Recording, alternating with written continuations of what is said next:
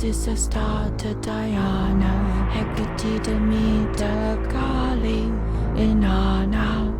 My sister started Diana, Hecate to meet the Kali in our now. My sister started Diana, Hecate to meet the Kali in our now.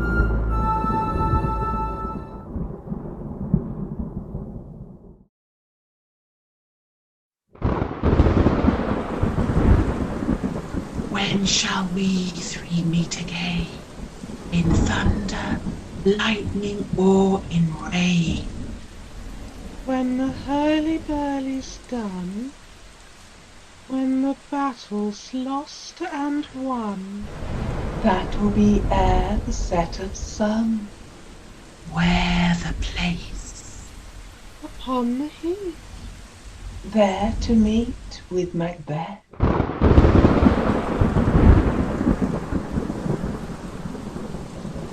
I come, Grey Malkin.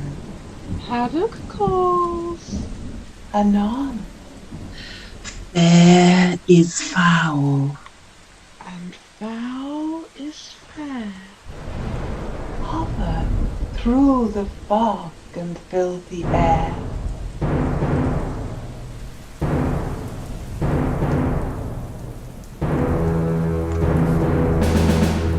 What bloody man is that? He can report, to seemeth by his plight, of the revolt at the newest state. This is the sergeant, who like a good and hardy soldier fought against my captivity. Hail, brave friend! Say to the king the knowledge of the broil, as thou dost leave it. Doubtful it stood, as two spent swimmers that do cling together and choke their art. This merciless MacDonald, worthy to be a rebel, for that the multiplying villainies of nature do swarm upon him. From the western isles of cairns and gallowglasses is supplied, and fortune on his demand and damned quarrelled smiling showed like a rebel's whore, but all's too weak for brave Macbeth. Well, he deserves that name, disdaining fortune with his brandished steel, which smoked with bloody execution, like Valor's minion carved out of passage, till he faced the slave, which ne'er shook hands nor bade farewell to him, till he's unseamed him from the nave to the chaps, and fixed his head upon our battlements.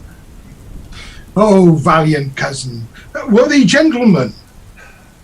As whence the sun's gins, his reflection shipwrecking storms and direful thunders break, so from that spring whence comfort seemed to come, discomfort swells.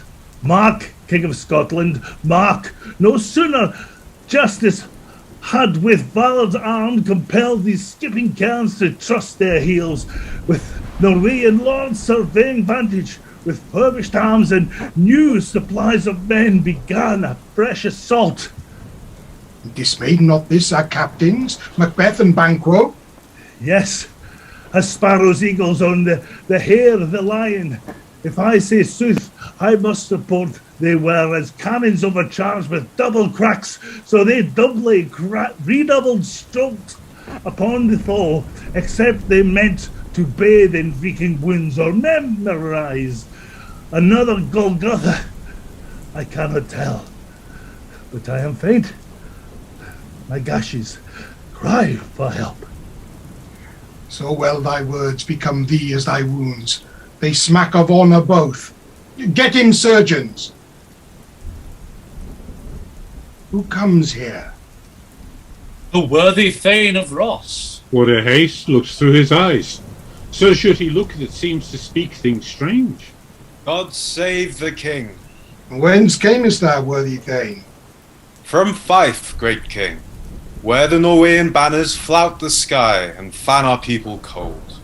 Norway himself, with terrible numbers, assisted by that most disloyal traitor, the Thane of Cawdor, begin a dismal conflict, till that Bellona's bridegroom, lapped and proof, confronted him with self-comparisons, point against point rebellious, arm against arm, curbing his lavish spirit, and to conclude, the victory fell on us.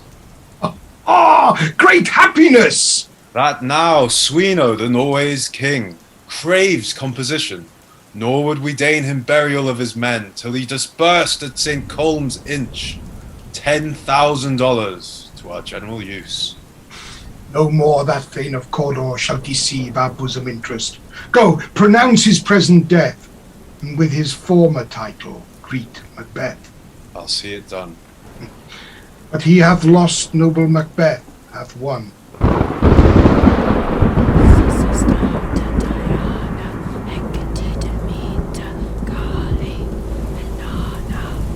Where hast thou been, sister?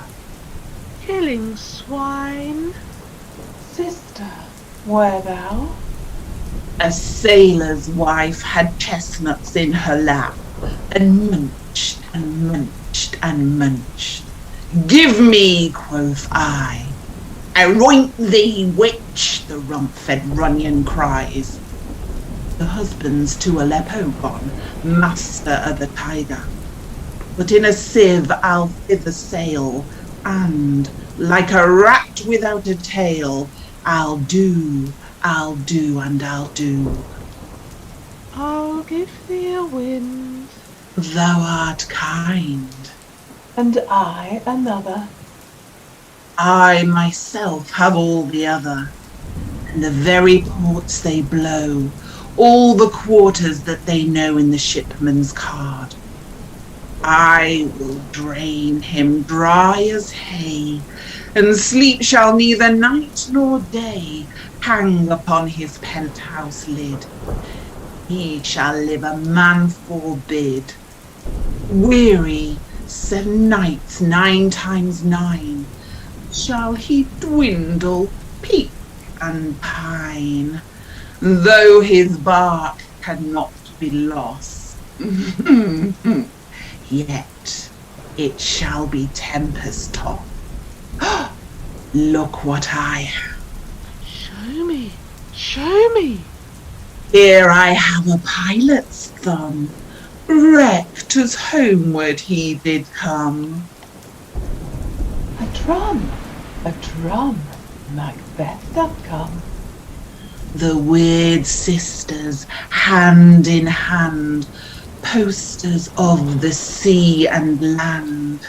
Thus do go about, thrice to thine, and thrice to mine.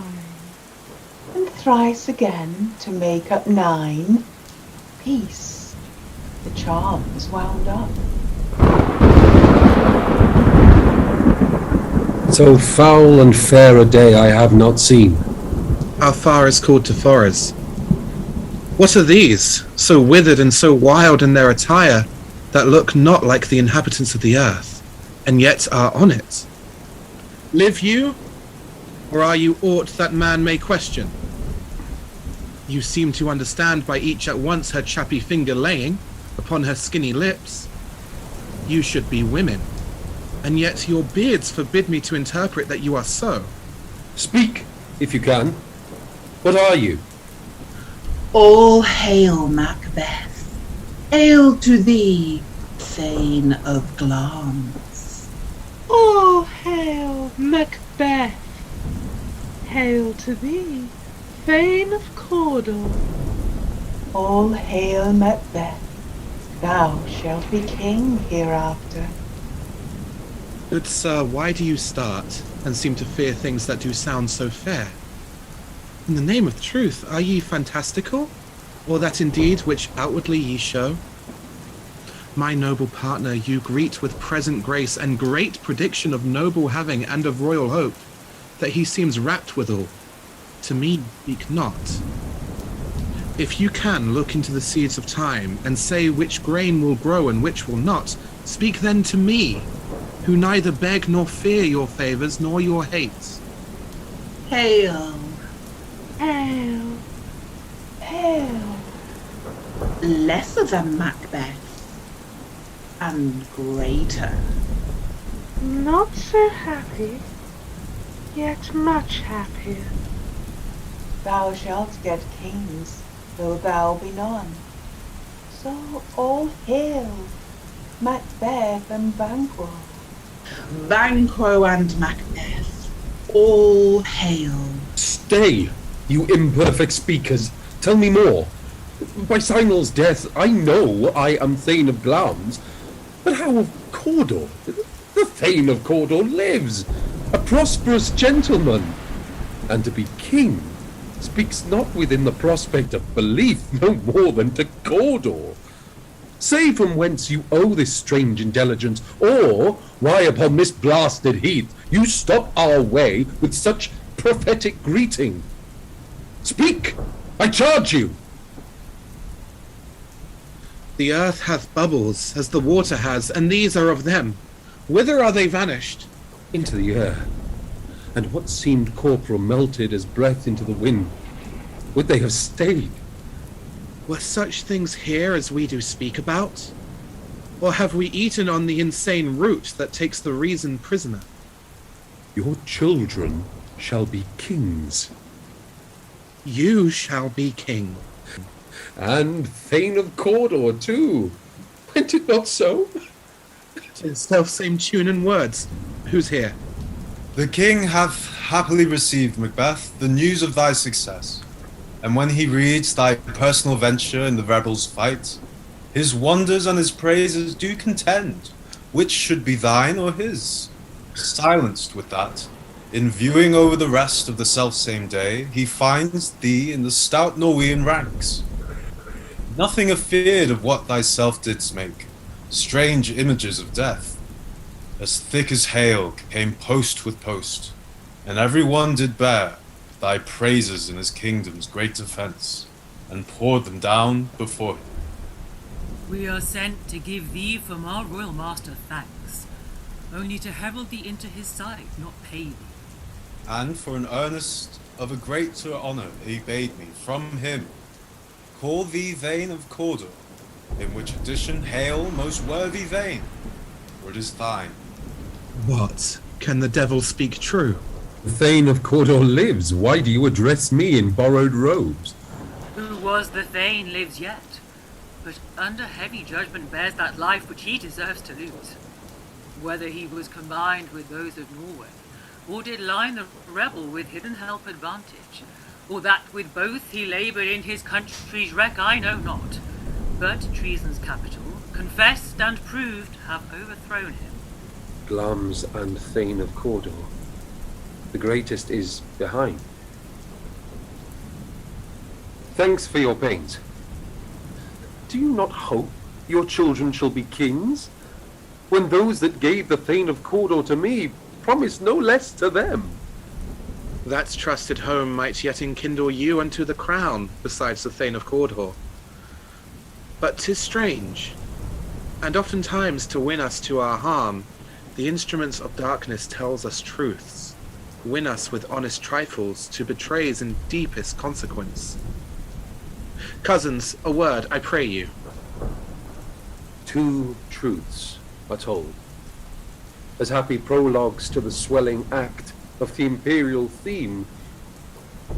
I thank you, gentlemen. This supernatural soliciting cannot be ill, cannot be good. If ill, why have it given me earnest of success, commencing in a truth, I am Thane of Cawdor? If good, why do I yield to that suggestion whose horrid image doth unfix my hair and make my seated heart knock from my ribs against the use of nature? Present fears are less than horrible imaginings. My thought, whose murder yet is but fantastical, shakes so my single state of man that function is smothered in surmise, and nothing is but what it is not. Look how our partner's rapt. If chance will have me king, why, chance may crown me, without my stir. New horrors come upon him, like our strange garments cleave not to their mould, but with the aid of use. Come what, come may, time and the hour runs through the roughest day. Worthy Macbeth, we stay upon your leisure. Give me your favour. My dull brain hath wrought with things forgotten. Kind gentlemen, your pains are registered where every day I turn the leaf to read them. Let us toward the king. Think upon what hath chanced, and at more time. The interim hath weighed it. Let us speak our free hearts each to each other. Very gladly. Till then enough. Come, friends. His execution done on Cawdor. Are not those in commission yet returned? My liege, they are not yet come back.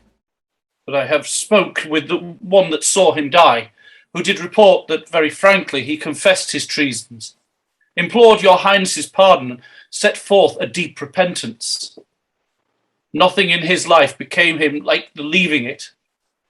He died as one that had been studied in his death, to throw away the dearest thing he owed as 'twere a careless trifle. There's no art to find the mind's construction in the face. He was a gentleman on whom I built an absolute trust. Oh, worthiest cousin, the sin of my ingratitude even now was heavy on me. Thou art so far before that swiftest wing of recompense is slow to overtake thee. Would thou hadst less deserved that the proportion both of thanks and payment might have been mine. Only I have left to say, more is thy due than more than all can pay. The service and the loyalty I owe in doing it pays itself. Your highness's part is to receive our duties, and our duties are to your throne and state, children and servants, which do but what they should, by doing everything safe toward your love and honour. Welcome hither. I have begun to plant thee, and will labour to make thee full of growing. Noble Banquo, thou hast no less deserved, nor must be known no less to have done so. Let me enfold thee and hold thee to my heart.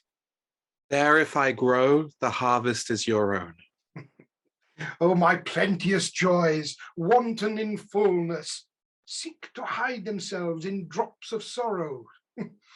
Sons, kinsmen, thanes, and you whose places are the nearest, no, we will establish our estate upon our eldest Malcolm, whom we name hereafter the Prince of Cumberland, which honour must not unaccompanied invest him only, but signs of nobleness, like stars, shall shine on all deservers, from hence to Inverness, and bind us further to you.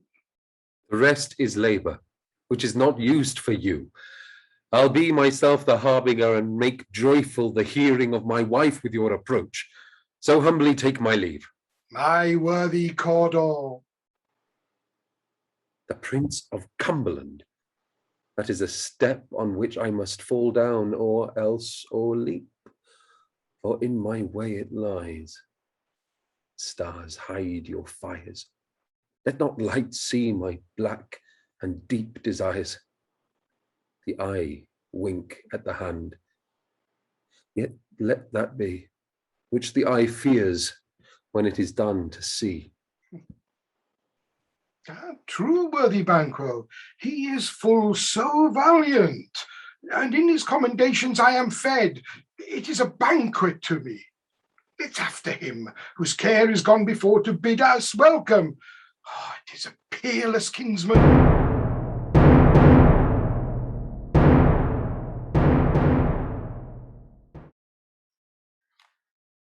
They met me in the day of success, and I have learned by the perfectest report that they have more in them than mortal knowledge.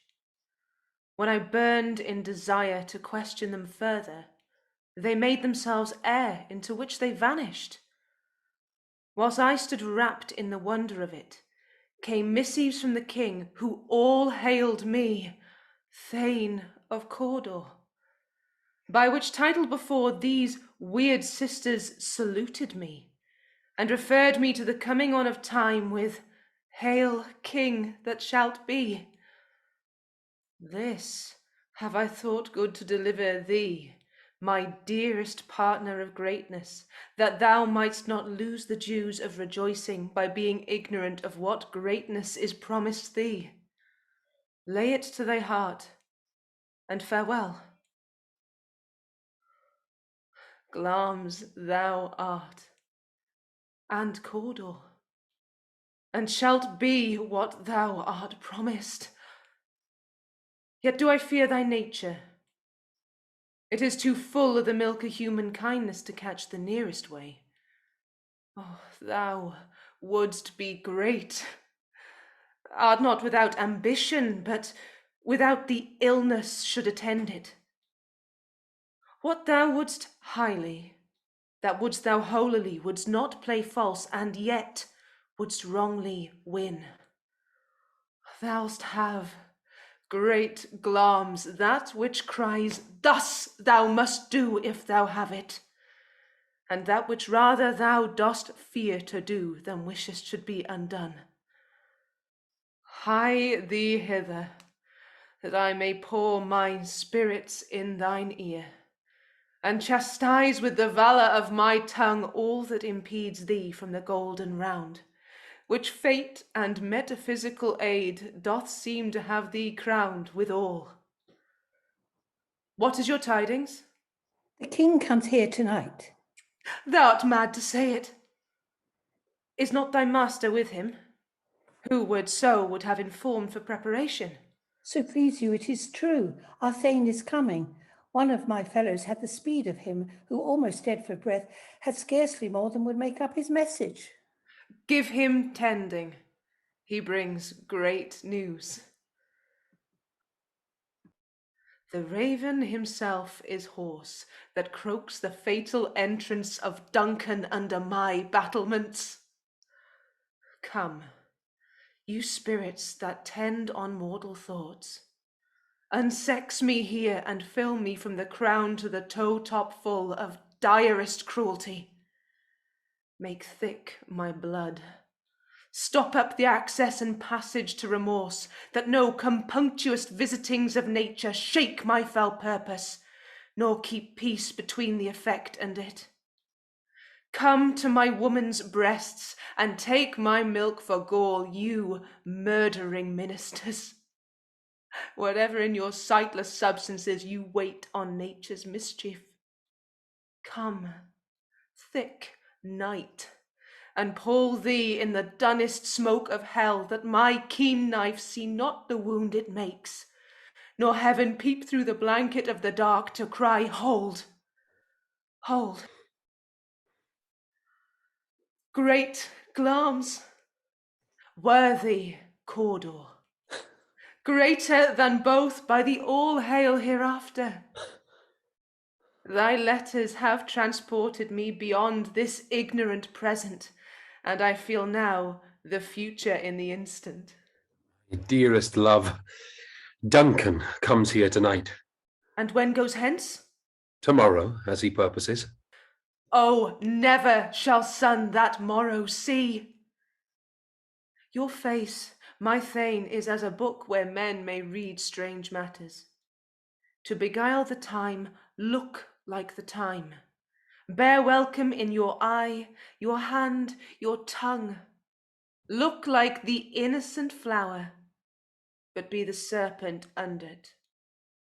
He that is coming must be provided for, and you shall put this night's great business into my dispatch, which shall to all our nights and days to come give solely sovereign sway and masterdom. We will speak further. Only look up clear. To alter favour ever is to fear. Leave all the rest to me.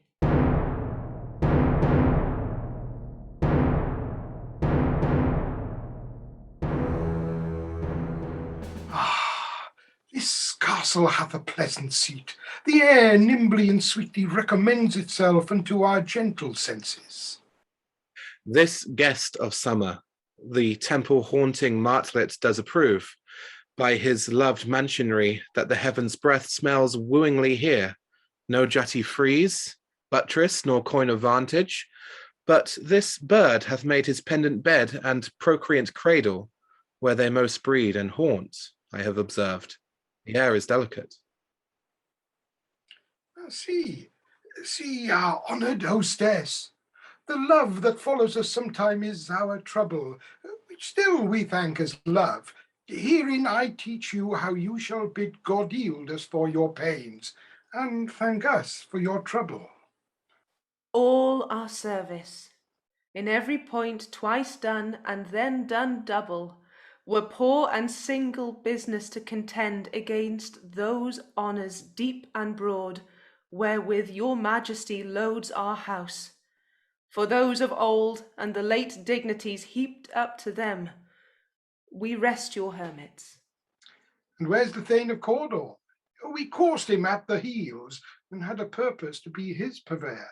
But he rides well, and his great love, sharp as his spur, hath holp him to his home before us. Fair and noble hostess, we are your guest tonight. Your servants ever have theirs themselves, and what is theirs in compt, to make their audit at your highness' pleasure, still to return your own. Give me your hand. Conduct me to mine host. We love him highly, and shall continue our graces towards him. By your leave, hostess.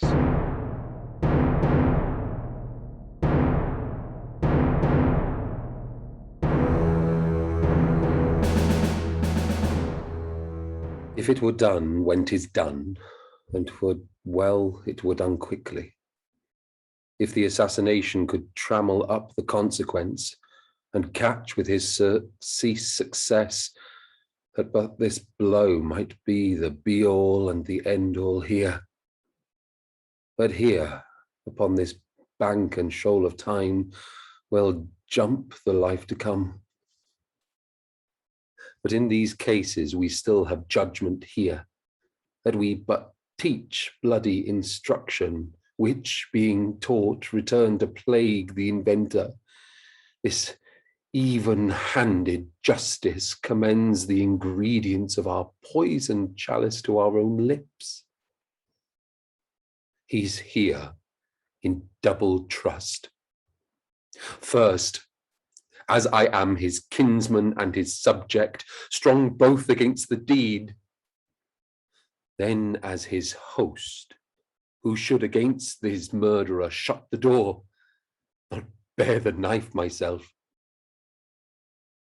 Besides, this Duncan hath borne his faculties so meek, hath been so clear in his great office, that his virtues will plead like angels, trumpet-tongued against the deep damnation of his taking off, and pity, like a naked newborn babe, striding the blast, or heaven's cherubim, horsed upon the sightless couriers of the air, shall blow the horrid deed in every eye, that tears shall drown the wind.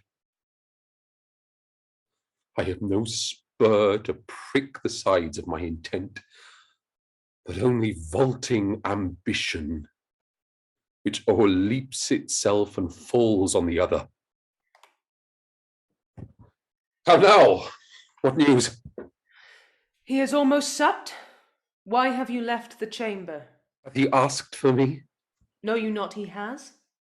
We will proceed no further in this business. He hath honoured me of late, and I have brought golden opinions from all sorts of people, which would be worn now in the newest gloss, not cast aside so soon. Was the hope drunk wherein you dressed yourself? Hath it slept since?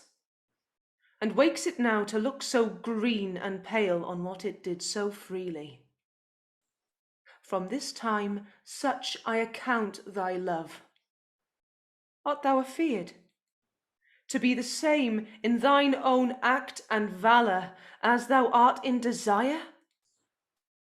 Wouldst thou have that which thou esteem'st the ornament of life, and live a coward in thine own esteem, letting I dare not wait upon I would, like the poor cat of the adage? Prithee, Peace. I dare do all that may become a man. Who dares do more is none.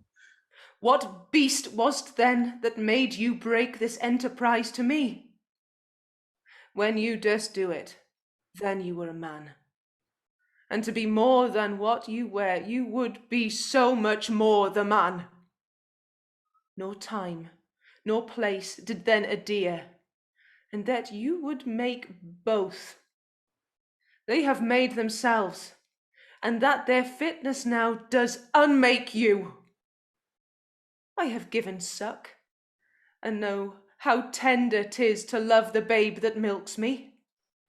I would, while it was smiling in my face, have plucked my nipple from its boneless gums and dashed the brains out, had I sworn as you have done to this.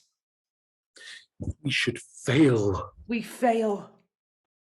But screw your courage to the sticking place, and will not fail. When Duncan is asleep, whereto the rather shall his day's hard journey soundly invite him, his 2 chamberlains will I with wine and wassail so convince, that memory, the warder of the brain, shall be a fume, and the receipt of reason a limbeck only. When in swinish sleep their drenched natures lie as in the death, what cannot you and I perform upon the unguarded Duncan? What? Not put upon his spongy officers, who shall bear the guilt of our great quell? Bring forth men children only.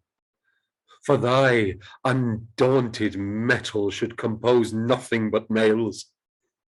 Will it not be received when we have marked with blood those sleepy 2 of his own chamber, and used their very daggers, what they have done? Who dares receive it other? As we shall make our griefs, and clamour roar upon his death. I am settled, and bend up each corporal agent to this terrible feat. Away! Mock the time with fairest show. False face must hide what the false heart doth know.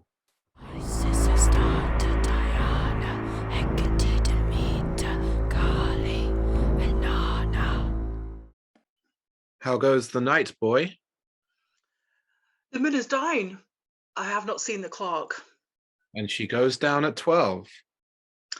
I take it as later, sir. Hold, take my sword. There's husbandry in heaven. Their candles are all out. Take thee that too.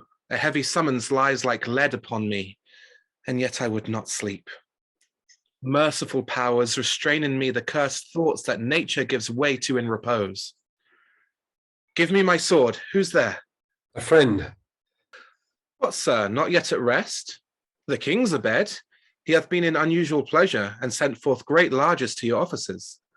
This diamond he greets your wife withal, by the name of most kind hostess, and shut up in measureless content. Being unprepared, our will became the servant it effect, which else should free have wrought. All's well. I dreamt last night of the 3 weird sisters. To you they have showed some truth. I think not of them. Yet, when we can entreat an hour to serve, we would spend it in some words upon that business, if you would grant the time.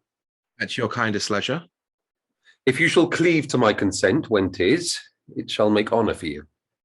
So I lose none in seeking to augment it, but still keep my bosom franchised and allegiance clear. I shall be counselled.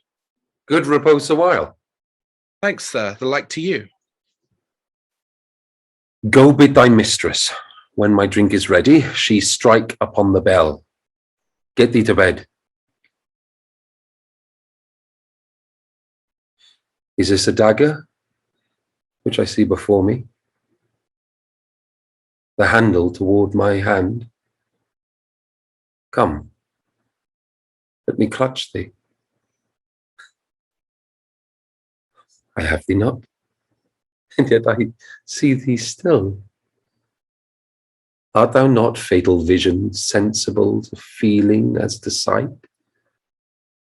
Or art thou but a dagger of the mind, a false creation proceeding from the heat oppressed brain? I see thee yet, in form as palpable as this which now I draw. Thou marshallest me the way that I was going, and such an instrument I was to use. Mine eyes are made the fools of the other senses, or else worth all the rest. I see thee still, and on thy blade and dudgeon gouts of blood, which was not so before. 'Tis no such thing. It is the bloody business which informs thus to mine eyes. Now all the one half world nature seems dead, and wicked dreams abuse the curtained sleep. Witchcraft celebrates pale Hecate's offerings, and withered murder, alarmed by his sentinel, the wolf, whose howl his watch, thus with his stealthy pace, with Tarquin's ravishing strides towards his design moves like a ghost. Thou sure and firm set earth, hear not my steps, which way they walk, for fear thy very stones prate of my whereabout, and take the present horror from the time which now suits with it. Whiles I threat, he lives. Words to the heat of deeds too cold breath gives. I go, and 'tis done. The bell invites me. Hear it not, Duncan, for it is a knell that summons thee to heaven or to hell.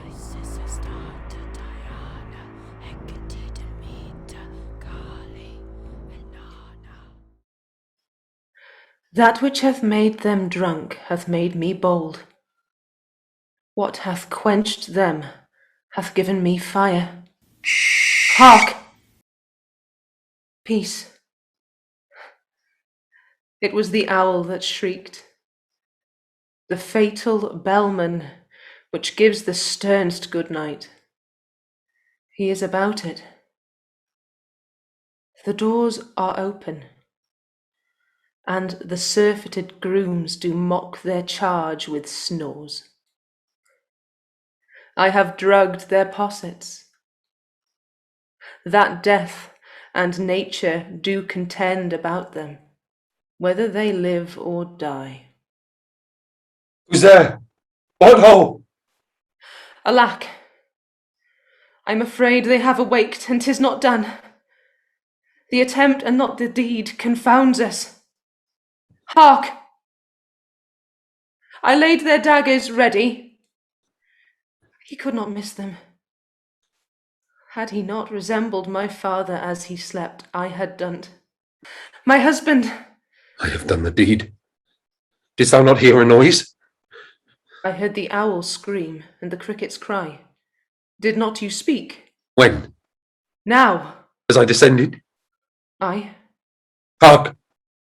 Who lies in the second chamber? Donalbain. This is a sorry sight. A foolish thought, to say a sorry sight. There's one did laugh in sleep, and one cried murder, that they did wake each other. I stood and heard them, but they did say their prayers and addressed them again to sleep. There are two lodged together. One cried, God bless us, and Amen the other, as they had seen me with these hangman's hands. Listening to their fears, I could not say Amen, when they did say God bless us.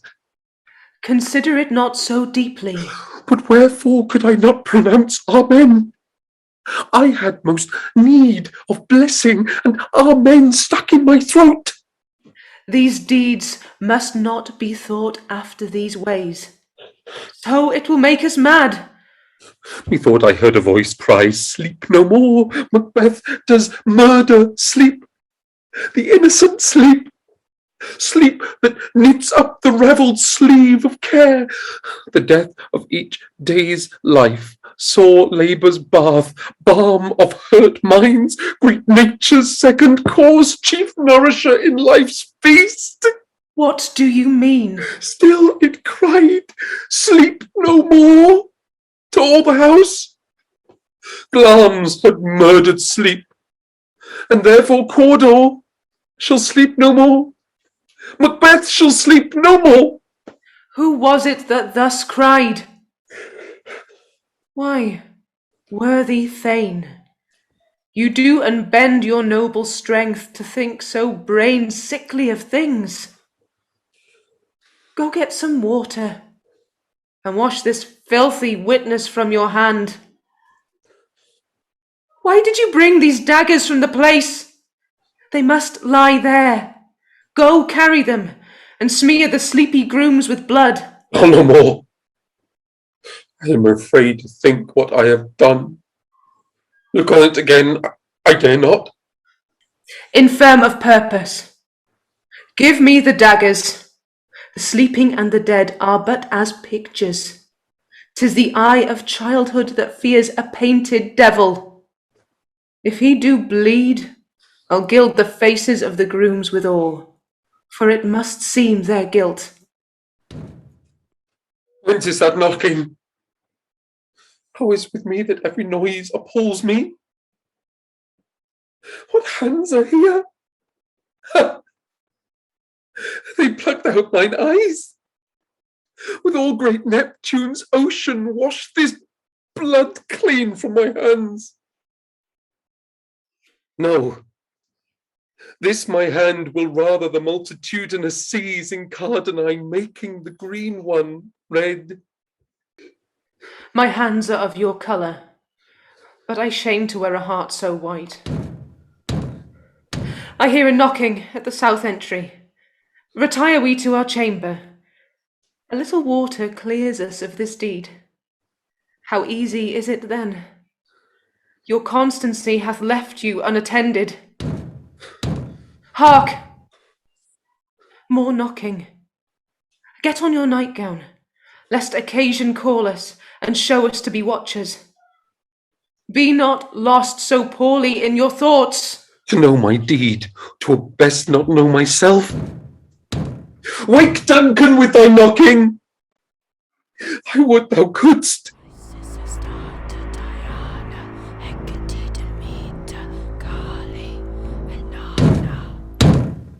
Here's a knocking indeed. If a man were porter of Elgate, he should have all turning the key.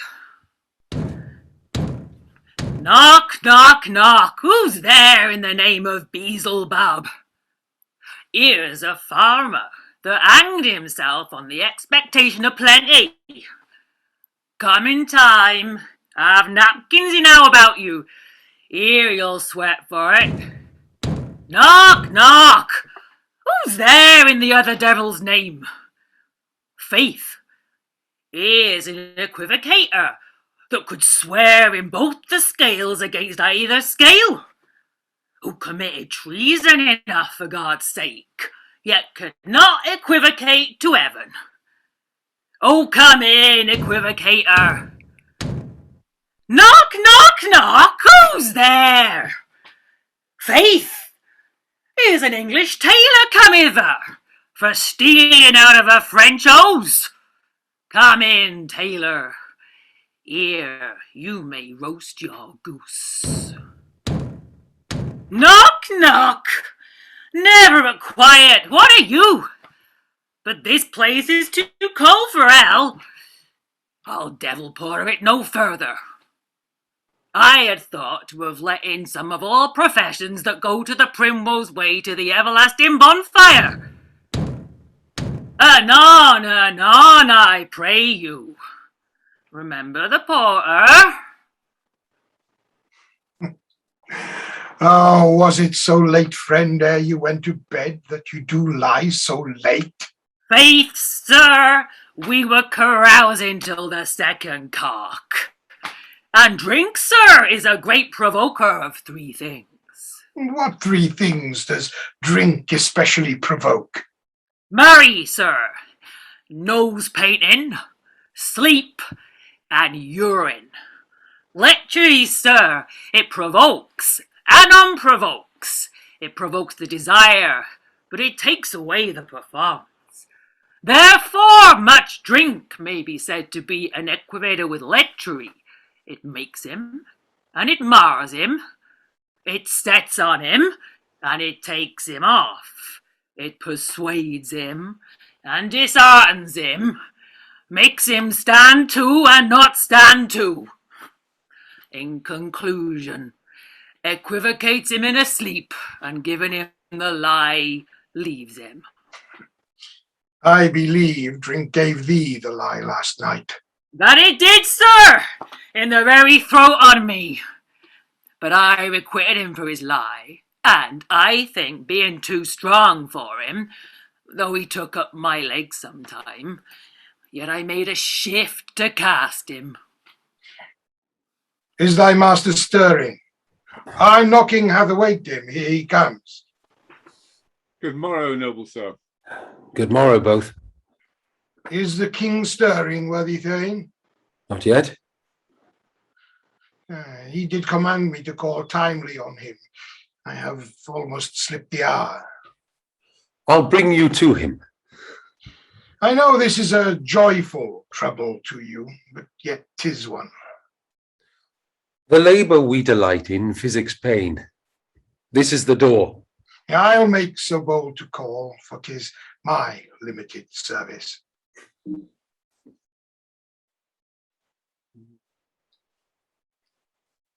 Goes the king hence today? He does. He did appoint it so. Night has been unruly. Where we lay our chimneys were blown down, and as they say, lamentings heard in the air. Strange screams of death and prophesying with accents terrible of dire combustion and confused events, new hatched to the woeful time. The obscure bird clamoured the livelong of night. Some say the earth was feverish and did shake. It was a rough night. My young remembrance cannot parallel a fellow to it. Oh, horror! Horror! Horror! Tongue nor heart cannot conceive nor name thee. What's the matter? Oh, confusion now hath made his masterpiece. Most sacrilegious murder hath broke ope the Lord's anointed temple and stole thence the life of the building. What is you say? The life? Mean you his majesty? Approach the chamber and destroy your sight with a new Gorgon. Do not bid me speak. See, and then speak yourselves. Awake! Awake! Oh, ring the alarum bell. Murder and treason, Banquo and Donalbain, Malcolm awake! Oh, shake off this downy sleep, death's counterfeit, and look on death itself. Up, up, and see the great doom's image, Malcolm Banquo, as from your graves rise up and walk like sprites to countenance this horror. Ring the bell. What's the business that such a hideous trumpet calls to parley the sleepers of the house? Speak! Speak! Oh, gentle lady, 'tis not for you to hear what I can speak. The reputation in a woman's ear would murder as it fell. Oh, Banquo, Banquo, our royal master's murdered. Woe! Alas! What, in our house? Too cruel anywhere. Dear Duff, I prithee, contradict thyself and say it is not so. Had I but died an hour before this chance, I had lived a blessed time. For from this instant there's nothing serious in mortality. All is but toys. Renown and grace is dead. The wine of life is drawn, and the more lays is left this vault to brag of. What is amiss? You are, and do not know it. The spring, the head, the fountain of your blood is stopped. The very source of it is stopped. Your royal father's murdered. Oh, by whom? Those of his chamber, as it seemed, had done it. Their hands and faces were embadged with blood. So were their daggers, which unwiped we found upon their pillows. They stared and were distracted. No man's life was to be trusted with them. Oh, yet I do repent me of my fury, that I did kill them. Therefore did you so? Who can be wise, amazed, temperate and furious, loyal and neutral in a moment? No man. The expedition, my violent love, outrun the pauser, reason. Here lay Duncan, his silver skin laced with his golden blood, and his gashed stabs looked like a breach in nature, for ruin's wasteful entrance. And there the murderers, steeped in the colours of their trade, their daggers unmannily breached with gore. Who could refrain that had a heart to love, and in that heart courage to makes love known? Help me hence, ho!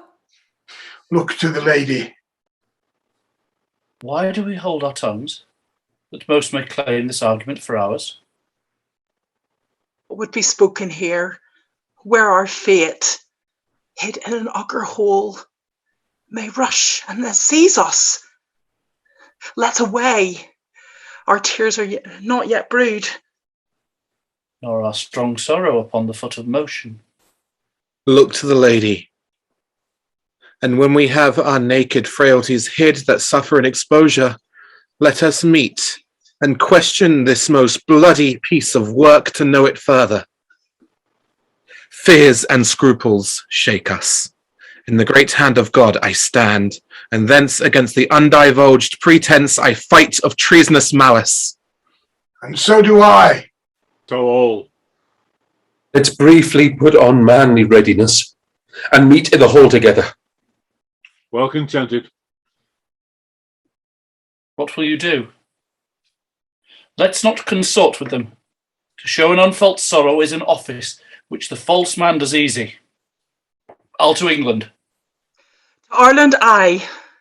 Our separated fortune shall keep us both the safer.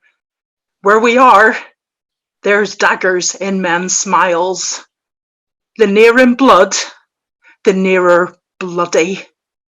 This murderous shaft that's shot hath not yet lighted, and our safest way is to avoid the aim. Therefore, to horse, and let us not be dainty of leave-taking, but shift away. There's warrant in that theft which steals itself when there's no mercy left. 70 I can remember well, with the volume of which time I have seen hours dreadful and things strange. But this sore night hath trifled former knowings. Ah, good father, thou seest the heavens as troubled with man's act. Threaten his bloody stage. By the clock 'tis day, and yet dark night strangles the travelling lamp. Is night's predominance, or the day's shame? That darkness does the face of earth entomb when living light should kiss it. 'Tis unnatural, even like the deed that's done. On Tuesday last, a falcon towering in her bridal place was by a mousing owl hawked at and killed. And Duncan's horses, a thing most strange and certain, beauteous and swift, the minions of their race, turned wild in nature, broke their stalls, flung out, contending against obedience, as they would make war with mankind. Fed, they ate each other. They did so, to the amazement of mine eyes, that look upon't. Here comes the good Macduff. How goes the world, sir, now? Why, see you not? Is known who did this more than bloody deed? those that Macbeth hath slain. Alas, the day. What good could they pretend? They were suborned. Malcolm and Donalbain, the king's 2 sons, were stolen away and fled, which puts upon them suspicion of the deed. Gainst nature still, thriftless ambition, that wilt waving up thine own life's means. Then 'tis most like the sovereignty will fall upon Macbeth. He is already named, and gone to Scone to be invested. Where is Duncan's body?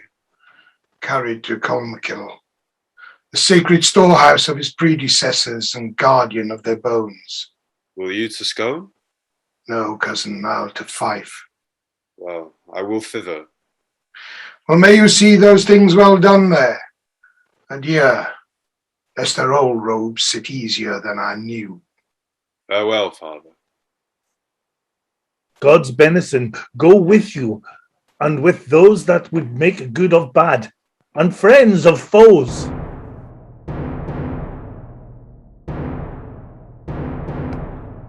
Thou has it now, King, Cawdor, Glamis, all, as the weird women promised.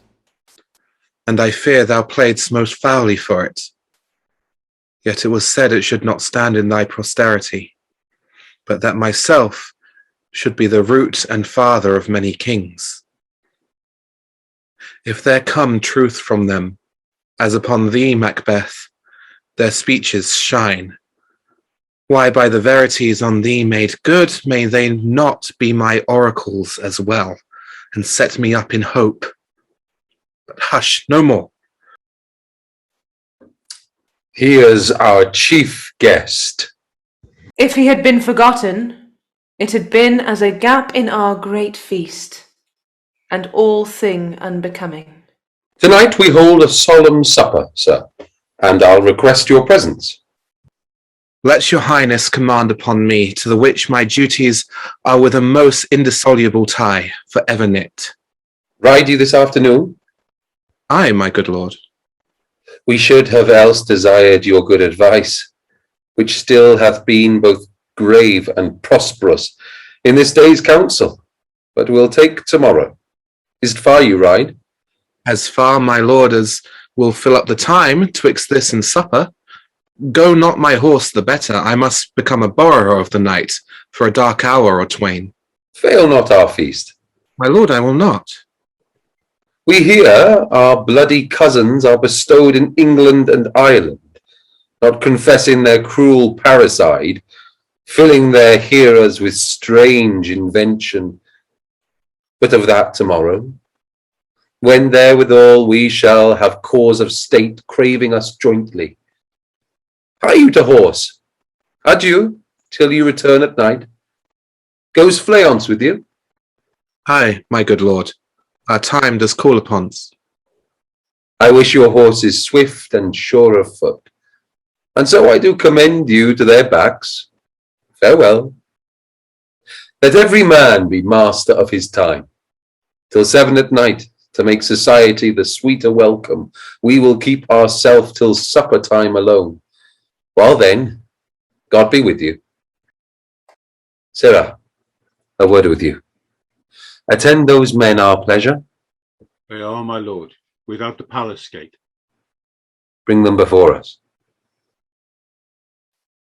To be thus is nothing, but to be safely thus. Our fears in Banquo stick deep, and in his royalty of nature reigns that which would be feared. 'Tis much he dares, and to that dauntless temper of his mind he hath a wisdom that doth guide his valour to act in safety. There is none but he whose being I do fear, and under him my genius is rebuked, as it is said Mark Antony's was by Caesar. He chid the sisters when first they put the name of king upon me, and bade them speak to him. Then, prophet-like, they hailed him father to a line of kings. Upon my head they placed a fruitless crown, and put a barren sceptre in my gripe, thence to be wrenched with an unlineal hand, no son of mine succeeding. If it be so, for Banquo's issue have I filed my mind, for them the gracious Duncan have I murdered, put rancours in the vessel of my peace only for them, and mine eternal jewel given to the common enemy of man, to make them kings, the seed of Banquo, kings. Rather than so, come fate into the list, and champion me to the utterance. Who's there? Now, go to the door, and stay there till we call. Was it not yesterday we spoke together? It was, so please your highness. Well then, have you considered of my speeches? Know that it was he in the times past which held you so under fortune, which you thought had been our innocent self. This I made good to you in our last conference, past introbation with you, how you were borne in hand, how crossed the instruments, who wrought with them, and all things else that might to half a soul and to a notion crazed say, thus did Banquo. You made it known to us. I did so, and went further, which is now our point of second meeting. Do you find your patience so predominant in your nature that you can let this go? Are you so gospelled to pray for this good man and for his issue, whose heavy hand hath bowed you to the grave and beggared yours for ever? We are men, my liege. Aye, in the catalogue ye go for men, as hounds and greyhounds, mongrels, spaniels, curs, showers, water rugs, and demi-wolves are clept, all by the name of dogs. The valued file distinguishes the swift, the slow, the subtle, the housekeeper, the hunter, every one according to the gift which bounteous nature hath in him closed, whereby he doth receive particular addition from the bill that writes them all alike. And so of men. Now, if you have a station in the file, not in the worst rank of manhood, say it, and I will put that business in your bosoms, whose execution takes your enemy off, cripples you to the heart and love of us, who were our health but stickly in his life, which in his death were perfect. I am one, my liege, whom the vile blows and buffets of the world have so incensed that I am reckless what I do to spite the world. And I another, so weary with disasters, tugged with fortune, that I would set my lie on any chance to mend it, or be ridden it. Both of you know Banquo was your enemy. True, my lord. So is he mine, and in such bloody distance that every minute of his being thrusts against my nearest of life. And though I could with barefaced power sweep him from my sight and bid my will avouch it, yet I must not. For certain friends that are both his and mine, whose love I may not drop, but wail his fall, who I myself struck down. And thence it is that I to your assistance do make love, masking the business from the common eye for sundry weighty reasons. We shall, my lord, perform what you command us. Though our lives... Your spirits shine through you. Within this hour at most, I will advise you where to plant yourselves. acquaint you with the perfect spy of the time. The moment on't, for it must be done tonight. And something from the palace. Always thought that I require a cleanness. And with him, to leave no rubs nor botches in the work, Fleance, his son, that keeps him company, whose absence is no less material to me than is his father's, must embrace the fate of that dark hour. Resolve yourselves apart. I'll come to you anon. We are resolved, my lord. I'll call upon you straight. Abide within.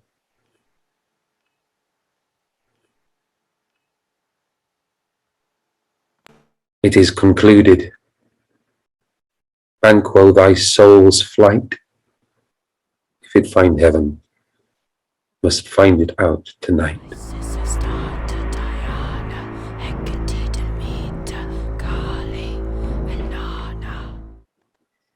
Is Banquo gone from court?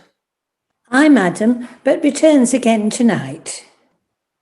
Say to the king I would attend his leisure for a few words. Madam, I will. Naught's had, all's spent. Where our desire is got without content. 'Tis safer to be that which we destroy, than by destruction dwell in doubtful joy. How now, my lord? Why do you keep alone?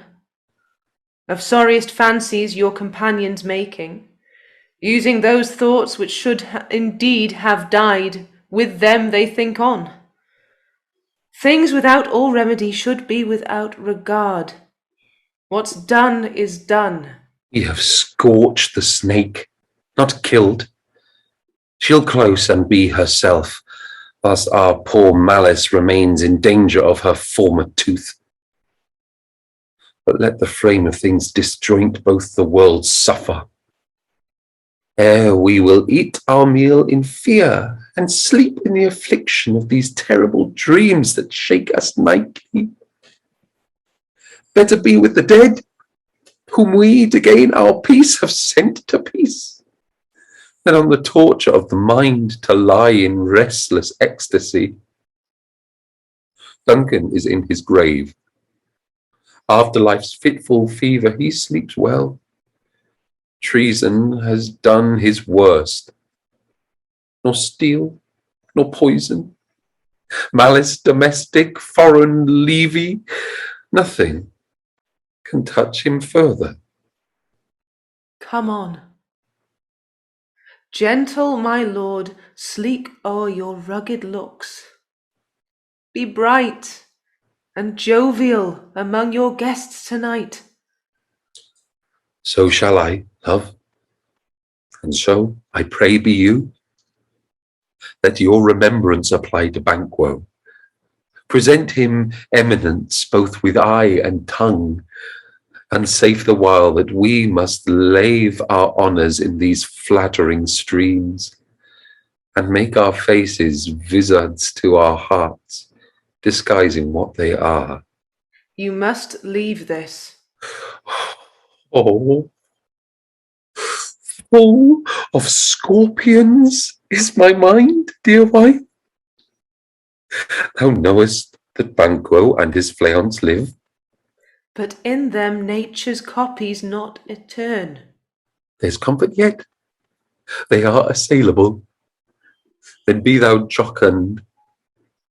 Ere the bat hath flown his cloistered flight, ere to black Hecate's summons, the shard-born beetle with his drowsy hums hath rung night's yawning peal, there shall be done a deed of dreadful note. What's to be done? Be innocent of the knowledge, dearest Chuck, till thou applaud the deed. Come, sealing night, scarf up the tender eye of pitiful day, and with thy bloody and invisible hand cancel and tear to pieces that great bond which keeps me pale. Light thickens, and the crow makes wing to the rooky wood. Good things of day begin to droop and drowse, while night's black agents to their praise do rouse. Thou marvellest at my words, but hold thee still. Things bad begun make strong themselves by ill. So, prithee, go with me.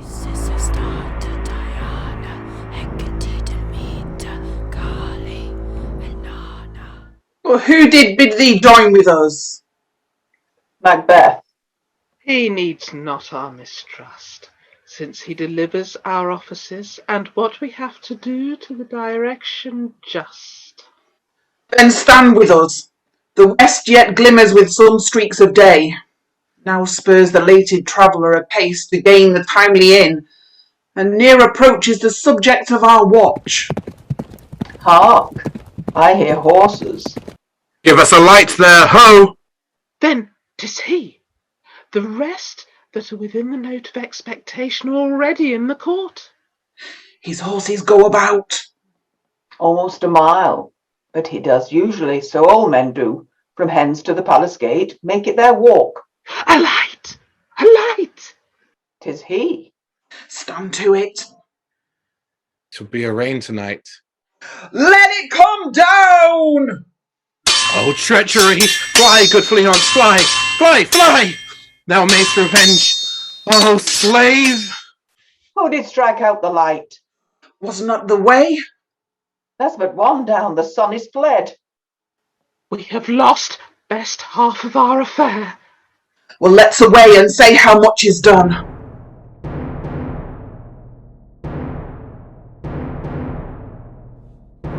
You know your own degrees. Sit down. At first and last a hearty welcome. Thanks to your majesty. Ourself will mingle with society and play the humble host. Our hostess keeps her state, but in best time we will require her welcome. Pronounce it for me, sir, to all our friends, for my heart speaks they are welcome. See, they encounter thee with their heart's thanks. Both sides are even. Here I'll sit to the mist, be large in mirth, anon we'll drink a measure the table round. There's blood on thy face. 'Tis Banquo's then.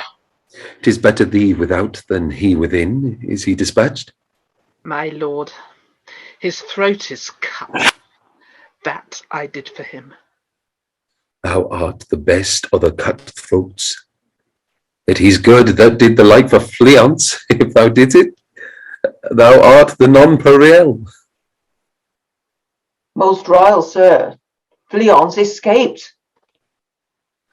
Then comes my fit again. I had else been perfect, whole as the marble, founded as the rock, as broad and general as the casing air, but now I am cabined, cribbed, confined, bound into saucy doubts and fears. But Banquo's safe. Ay, my good lord, safe in a ditch he bides, with 20 trench gashes on his head, the least a death to nature. Thanks for that. There the grown serpent lies. The worm that's fled hath nature, in that in time will venom breed. No teeth for the present. Get thee gone. Tomorrow we'll hear ourselves again. My royal lord, you do not give the cheer. The feast is sold. That is not often vouched. While 'tis a making, 'tis given with welcome. To feed were best at home. From thence the source to meat is ceremony. Meeting were bare without it. Sweet remembrancer. Now, good digestion wait on appetite, and health on both. May it please your highness, sit.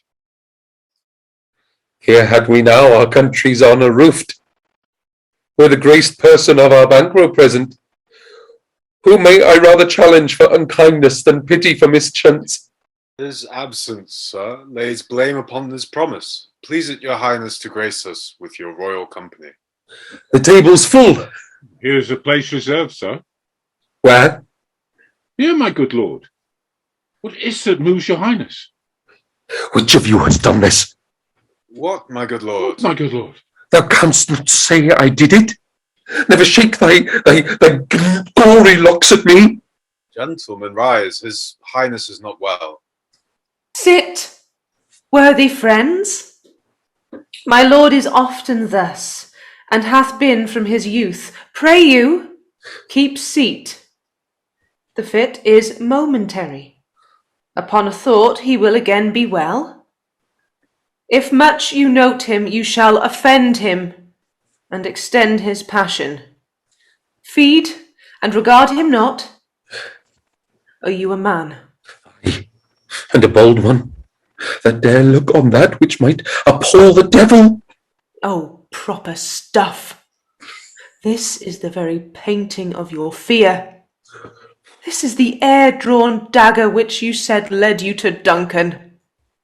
Oh, these flaws and starts, impostors to true fear, would well become a woman's story at a winter's fire, authorized by her grandam. Shame itself! Why do you make such faces? When all's done, you look but on a stool. Prithee, see there! Behold! Look! Lo! How say you? What care I, if thou canst not? Speak, too. If charnel houses and our graves must send those that we bury back, our monuments shall be the moors of kites. What? Quite unmanned in folly? If I stand here, I saw him. Fie, for shame. Blood hath been shed ere now, in the olden time. Ere human statute purged the gentle wheel, aye, and since too murders have been performed, too terrible for the ear. The times have been that when the brains were out, the man would die, and there an end. But now they rise again, with 20 mortal murders on their crowns, and push us from our stools. This is more strange than such a murder is. My worthy lord, your noble friends do lack you. I do forget. Do not muse at me, my most worthy friends. I have a strange infirmity, which is nothing to those that know me.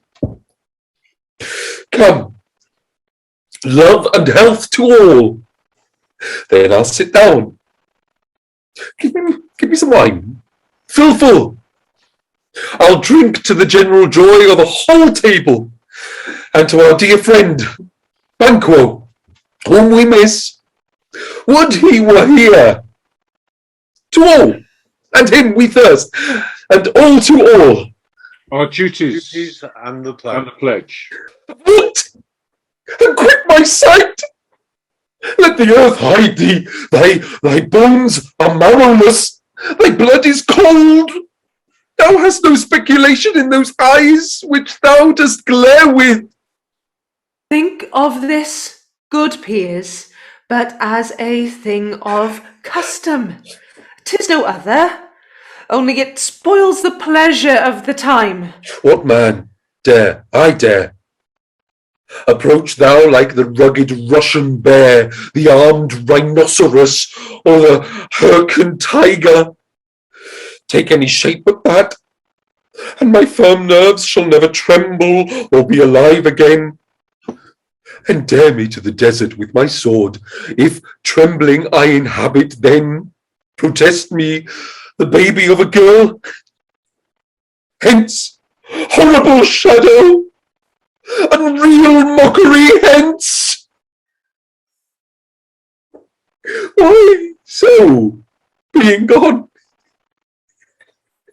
I am man again. Pray you, sit still. You have displaced the mirth, broke the good meeting with most admired disorder. Can such things be? And overcome us like a summer's cloud without our special wonder? You make me strange even to the disposition that I owe. When now I think you can behold such sights and keep the natural ruby of your cheeks, when mine is blanched with fear. Sights, my lord. I pray you, speak not. He grows worse and worse. Question enrages him. At once, good night. Stand not upon the order of your going, but go at once. Good night, and better health attend his majesty. A kind good night to all. It will have blood. They say blood will have blood. Stones have been known to move, and trees to speak. Augurs and understood relations have by maggot pies and choughs and rooks brought forth their secretest man of blood. What is the night? Almost at odds with morning. Which is which? How sayest thou? That Macduff denies his person at our great bidding? Did you send to him, sir? I hear it by the way, but I will send. There's not a one of them, but in his house I keep a servant feed. I will tomorrow, and betimes I will, to the Weird sisters. More shall they speak. For now I am bent to know, by the worst means, the worst, for mine own good.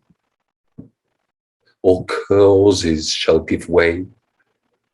I am in blood stepped in so far that should I wade no more, returning were as tedious as go o'er. Strange things I have in head, that will to hand, which must be acted ere they may be scanned. You lack the season of all natures. Sleep. Come, will to sleep. My strange and self-abuse is the initiate fear that wants hard use. We are yet but young indeed.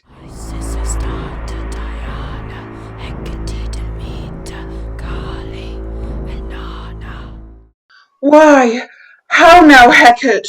You look angrily. Have I not reason, beldams as you are, saucy and overbold? How did you dare to trade and traffic with Macbeth in riddles and affairs of death? And I, the mistress of your charms, the close contriver of all harms, was never called to bear my part or show the glory of our art. And, which is worse, all you have done hath been but for a wayward son, spiteful and wrathful, who, as others do, loves for his own ends, not for you. But make amends now. Get you gone, and at the pit of Acheron meet me in the morning. Thither he will come to know his destiny. Your vessels and your spells provide, your charms and everything beside. I am for the air. This night I'll spend unto a dismal and a fatal end. Great business must be wrought ere noon. Upon the corner of the moon there hangs a vaporous drop profound. I'll catch it ere it come to ground, and that distilled by magic sleights shall raise such artificial sprites as by the strength of their illusion shall draw him on to his confusion. He shall spurn fate, scorn death and bear. He hopes above wisdom, grace and fear.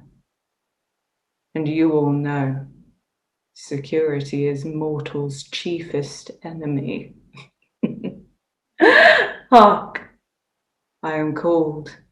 My little spirit, see, sits in a foggy cloud and stays for me. Come, let's make haste. She'll soon be back again.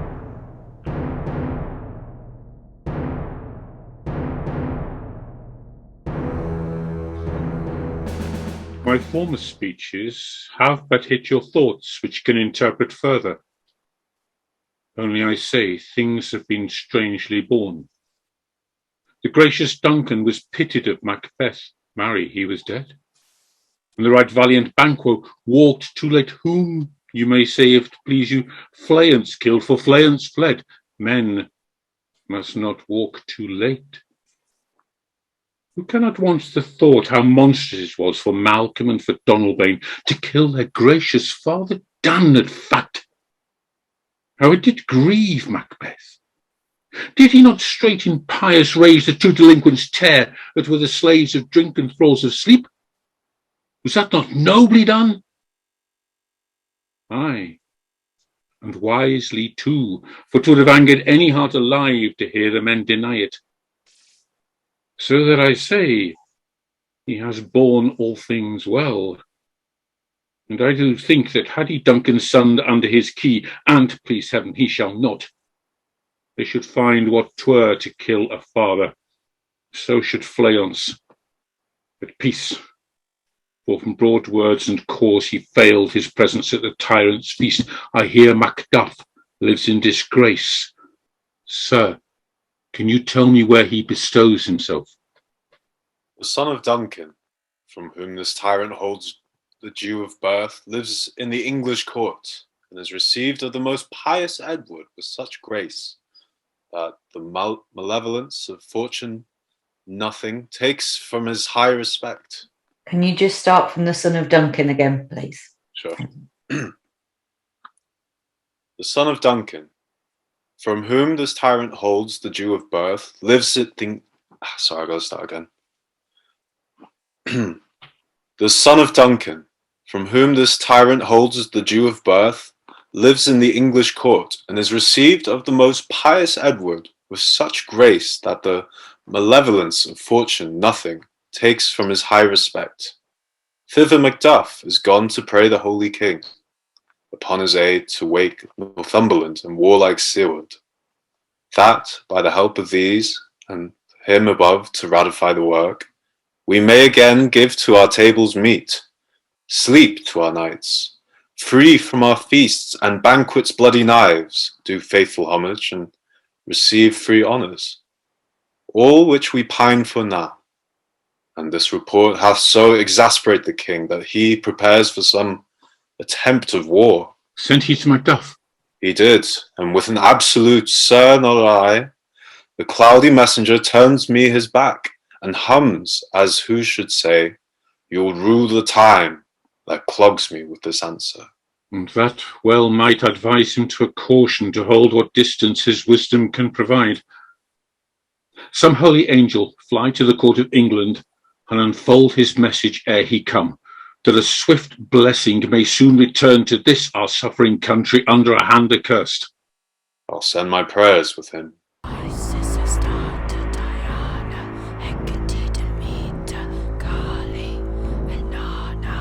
Thrice the brinded cap hath mewed. Thrice and once the hedge pig whined. Harpier cries, "'Tis time, 'tis time." Round about the cauldron go, in the poisoned entrails throw. Toad, that under cold stone days and nights has 31, sweltered venom, sleeping got, boil thou first in the charmed pot. Double, double, toil and trouble, fire burn and cauldron bubble. Fillet of a fenny snake, in the cauldron boil and bake. eye of newt, and toe of frog, wool of bat, and tongue of dog, adder's fork, and blindworm's sting, lizard's leg, and howlet's wing, for a charm of powerful trouble, like a hell broth boil and bubble. Double, double toil and trouble, fire burn and cauldron bubble. Scale of dragon, tooth of wolf, witch's mummy, moor and gulf, of the ravined salt sea shark, root of hemlock, digged i' the dark, liver of blaspheming Jew, gall of goat and slips of ewes, silvered in the moon eclipse, nose of Turk and Tartar's lips, finger of birth's strangled babe, ditch delivered by a drab, make the gruel thick and slab, and thereto a tiger's chordron, for the ingredients of our cauldron. Double, double toil and trouble, fire burn and cauldron bubble. Cool it with a baboon's blood, then the charm is firm and good. Oh, well done. I commend your pains, and everyone shall share in the games.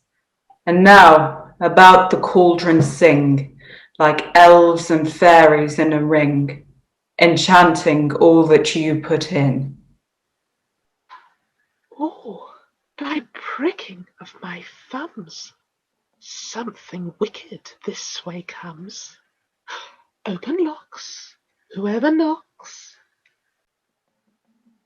How now, you secret black and midnight hags? What is it you do? A deed without a name. I conjure you, by that which you profess, howe'er you come to know it, answer me. Though you untie the winds and let them fight against the churches, though the yesty waves confound and swallow navigation up, though bladed corn be lodged and trees blown down, though castles topple on their waters' heads, though palaces and pyramids do slope their heads to their foundations, though the treasure of nature's germans tumble altogether, even till destruction sicken, answer me to what I ask you. Speak. Demand. We'll answer. Say if thou'dst rather hear it from our mouths, or from our masters. Call them. Let me see them.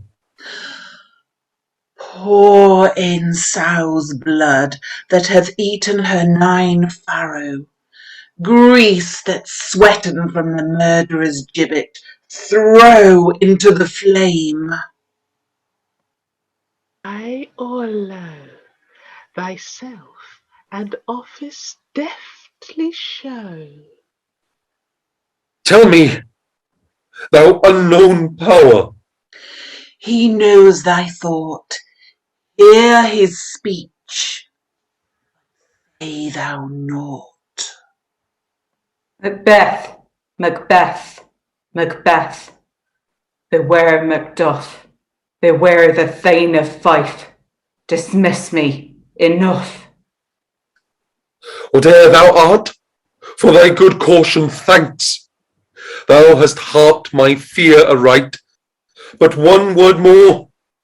He will not be commanded. Here's another, more potent than the first. Macbeth, Macbeth, Macbeth. Had I 3 ears, I'd hear thee. Be bloody, bold, and resolute. Laugh to scorn the power of man. For none of woman born shall harm Macbeth.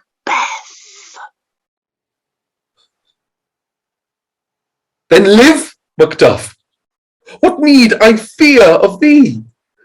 But yet I'll make assurance double sure, and take a bond of fate.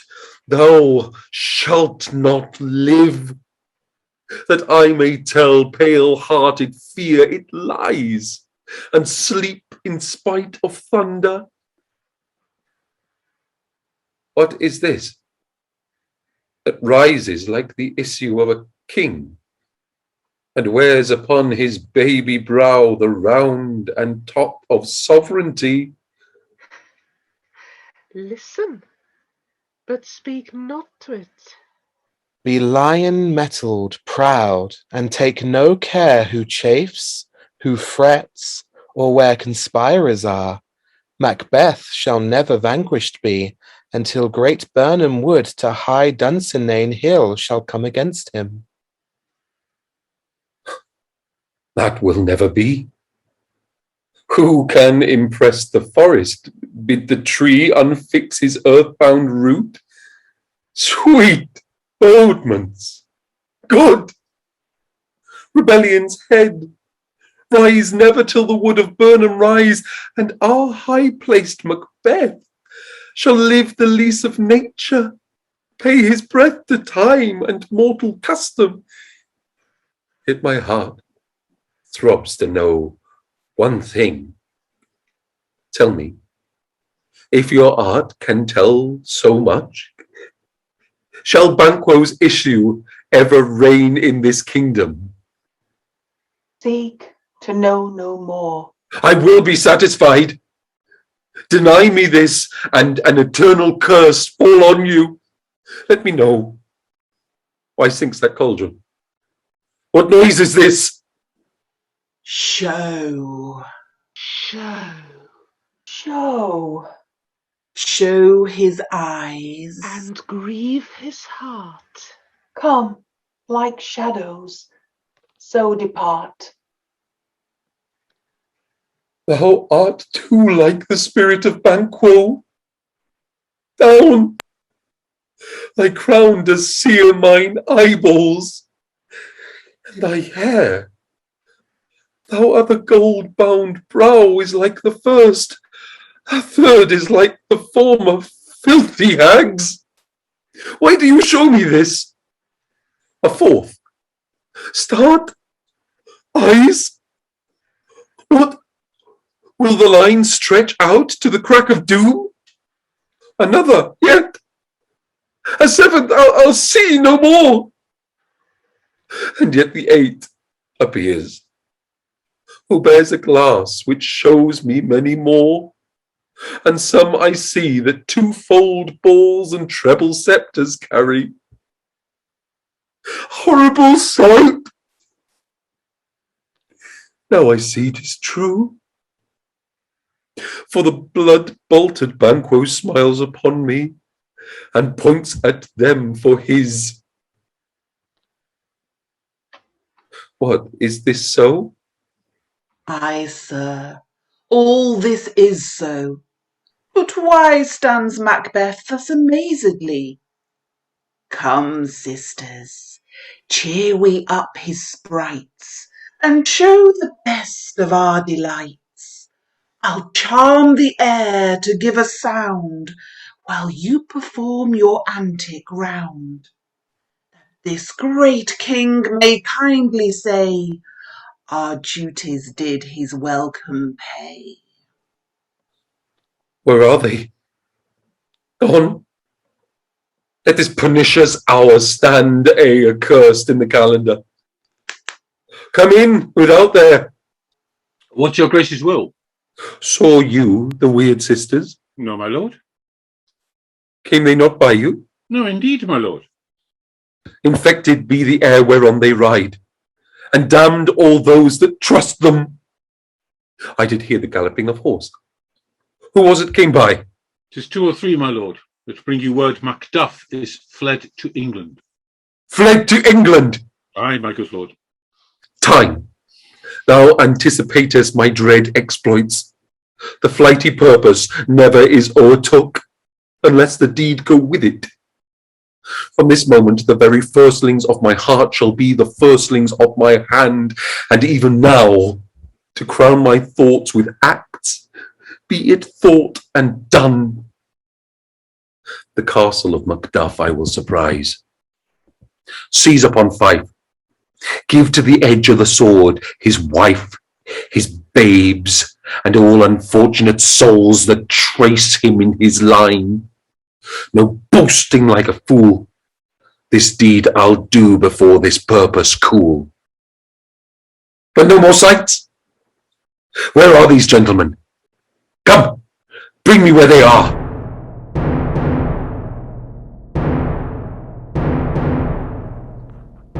What had he done to make him fly the land? You must have patience, madame. He had none. His flight was madness. When our actions do not, our fears make us traitors. You know not whether it was his wisdom or his fear. Wisdom. To leave his wife, to leave his babes, his mansion and his titles in a place from whence himself does fly. He loves us not. He wants the natural touch, for the poor wren, the most diminutive of birds, will fight her young ones in her nest against the owl. All is the fear, and nothing is the love.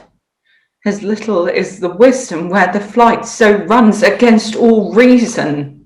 My dearest coz, I pray you, school yourself. But for your husband, he is noble, wise, judicious, and best knows the fits of the season. I dare not speak much further, but cruel are the times when we are traitors and do not know ourselves, when we hold rumour from what we fear, yet know not what we fear, but float upon a wild and violent sea, each way and move. I take my leave of you. Shall not be long, but I'll be here again. Things at the worst will cease, or else climb upward to what they were before. My pretty cousin. Blessing upon you. Fathered he is, and yet he's fatherless. I am so much a fool should I stay longer. It would be my disgrace and your discomfort. I take my leave at once. Sirrah, your father's dead, and what will you do now? How will you live? As birds do, mother. What, with worms and flies? With what I get, I mean, and so do they. Poor bird, thou'dst never fear the net nor line, the pitfall nor the gin. Why should I, mother? Poor birds they are not set for. My father is not dead, for all you're saying. Yes, he is dead. How wilt thou do for a father? Nay, how will you do for a husband? Why, I can buy me 20 at my market. Then you'll buy 'em to sell 'em again. Thou speak'st with all thy wit, and yet in faith with wit enough for thee. Was my father a traitor, mother? Aye, that he was. What is a traitor? Why, one that swears and lies. And be all traitors that do so? Every one that does so is a traitor, and must be hanged. And must they all be hanged that swear and lie? Every one. Who must hang them? Why, the honest men. Then the liars and swearers are fools, for there are liars and swearers enow to beat the honest men and hang up them. Now, God help thee, poor monkey. But how wilt thou do for a father? If he were dead, you'd weep for him. If you would not, it were a good sign that I should quickly have a new father. Poor prattler, how thou talk'st.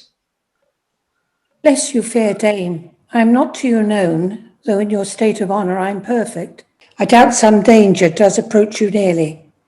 If you will take a homely man's advice, be not found here, hence with your little ones.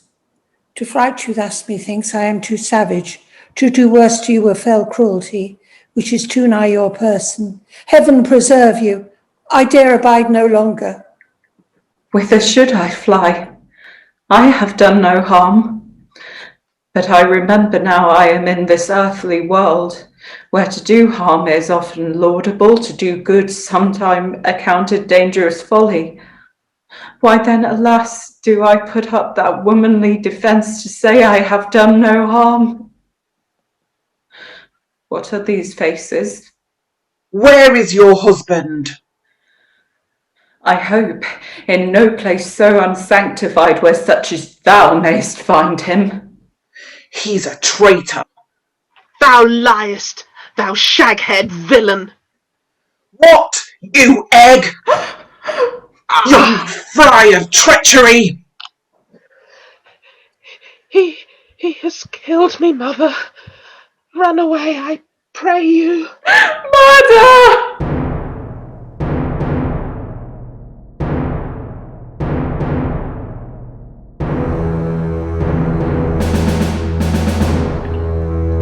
Let us seek out some desolate shade, and there weep our sad bosoms empty. Let us rather hold fast the mortal sword, and like good men bestride our downfall and birth them. Each new morn, new widows howl, new orphans cry, new sorrows strike heaven on the face, that it resounds as if it felt with Scotland, and yelled out like syllable of dolour. What I believe, I'll wail. What no believe, and what I can redress, as I shall find the time to friend, I will. But you have spoke, it may be so perchance. This tyrant, whose sole name blisters our tongues, was once thought honest. You have loved him well. He hath not touched you yet.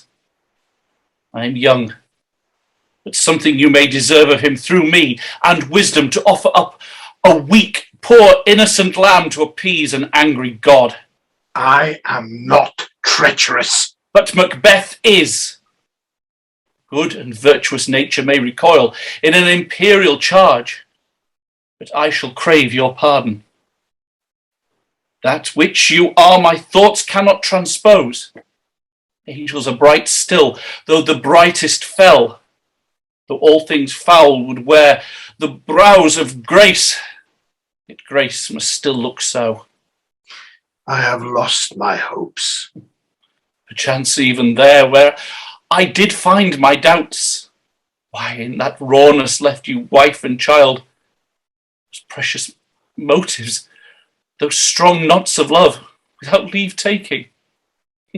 Pray you, let not my jealousies be your dishonours, be mine own safeties. You may be rightly just, whatever I shall think. Bleed, bleed, poor country. Great tyranny, lay thou thy basest shore, for goodness dare not check thee. Wear thou thy wrongs, the title is aferred. Fare thee well, Lord. I would not be the villain that thou thinkst for the whole space in the tyrant's grasp, and the riches to boot. Be not offended. I speak not as in absolute fear of you. I think our country sinks beneath the yoke.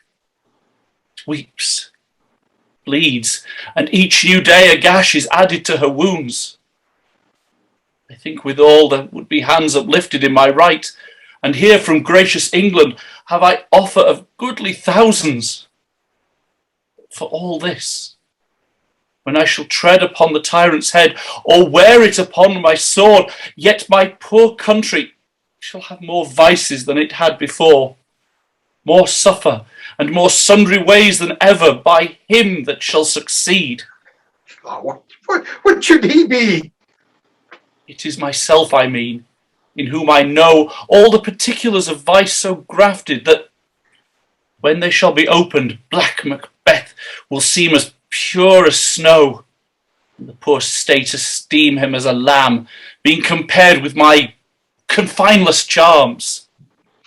Not in the legions of horrid hell can come a devil more damned in evils to top Macbeth. I grant him bloody, luxurious, avaricious, false, deceitful, sudden, malicious, smacking of every sin that has a name. But there's no bottom, none. In my voluptuousness, your wives, your daughters, your matrons and your maids could not fill up the cistern of my lust and my desire. Continent impediments would bear that did oppose my will. Better Macbeth than such a one to reign. Boundless intemperance in nature is a tyranny. It hath been the untimely emptying of the happy throne and fall of many kings. But fear not yet to take upon you what is yours. Oh, you may convey your pleasures in a spacious plenty, and yet seem cold, that the time you may so hoodwink. We have willing dames enough. There cannot be that vulture in you to devour so many as will to greatness dedicate themselves, finding it so inclined. With this there grows in my most ill-composed affection such a stanchless avarice that, were I king, I should cut off the nobles from their lands, desire his jewels and this other's house, and my more having would be as a source to make me hunger more, as I should forge quarrels unjust against the good and loyal, destroying them for wealth. This avarice sticks deeper, grows with more pernicious root than summer-seeming lust, and it hath been the sword of our slain kings. Yet do not fear. Oh, Scotland hath poisons to fill up your will. Of your mere own, all these are portable with other graces weighed. But I have none. The king becoming graces as justice, verity, temperance, stableness, bounty, perseverance, mercy, lowliness, devotion, patience, courage, fortitude.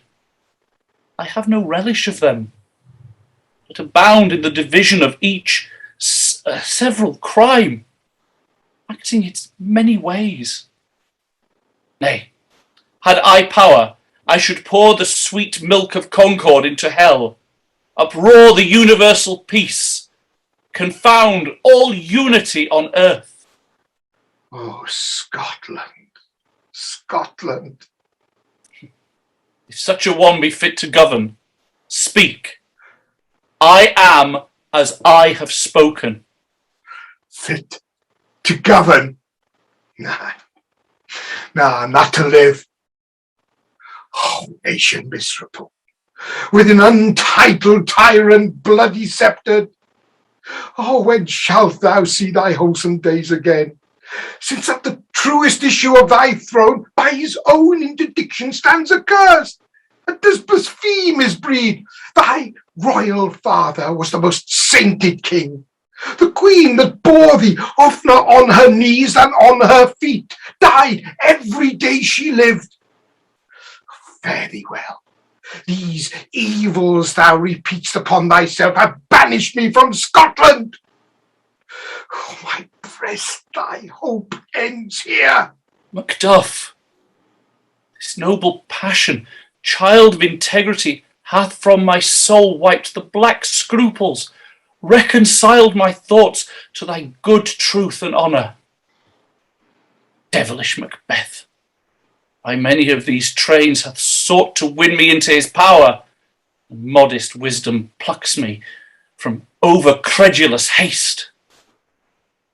God above, deal between thee and me, for even now I put myself to thy direction, and unspeak mine own detraction.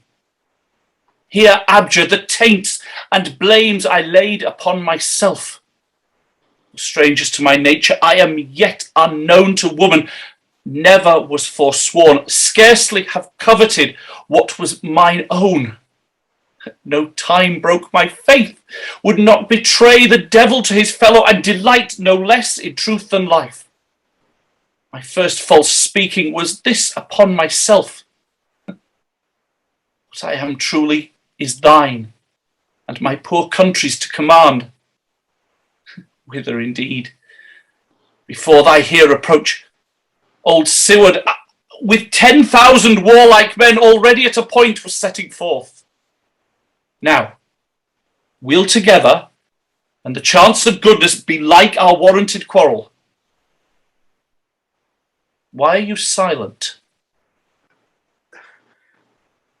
Such welcome and unwelcome things at once. 'Tis hard to reconcile. Well, more anon. Comes the king forth. I pray you. Aye, sir. There are a crew of wretched souls that stay his cure. Their malady convinces the great assay of art. But at his touch, such sanctity hath heaven given his hand, they presently amend. I thank you, doctor. What's the disease he means?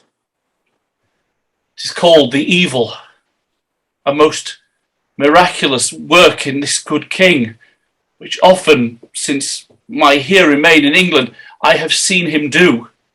How he solicits heaven, himself best knows. Strangely visited people, all swollen and ulcerous, pitiful to the eye, the mere despair of surgery he cures, hanging a golden stamp above their necks, put on with holy prayers, and 'tis spoken. To the succeeding royalty he leaves the healing benediction. With this strange virtue he hath a heavenly gift of prophecy, and sundry blessings hang about this throne that speak him full of grace. See, who comes here?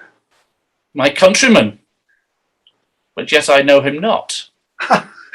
My ever-gentle cousin, welcome hither. Ah, I know him now. Good God, betimes remove the means that make us strangers. Sir, amen. Stands Scotland where it did? Alas, poor country, almost afraid to know itself. It cannot be called our mother, but our grave, where nothing but who knows nothing is once seen to smile, where sighs and groans and shrieks that rend the air are made, not marked, where violent sorrow seems a modern ecstasy.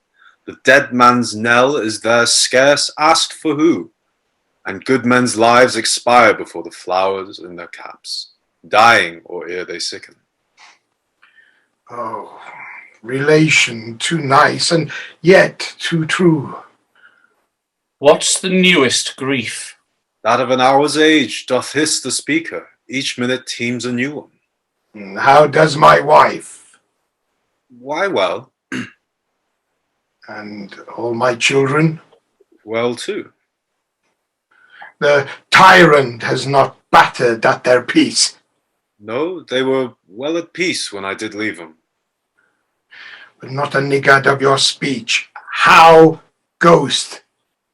When I came hither to transport the tidings, which I have heavily borne, there ran a rumour of many worthy fellows that were out, which was to my belief witnessed the rather, for that I saw the tyrant's power afoot. Now is the time of help.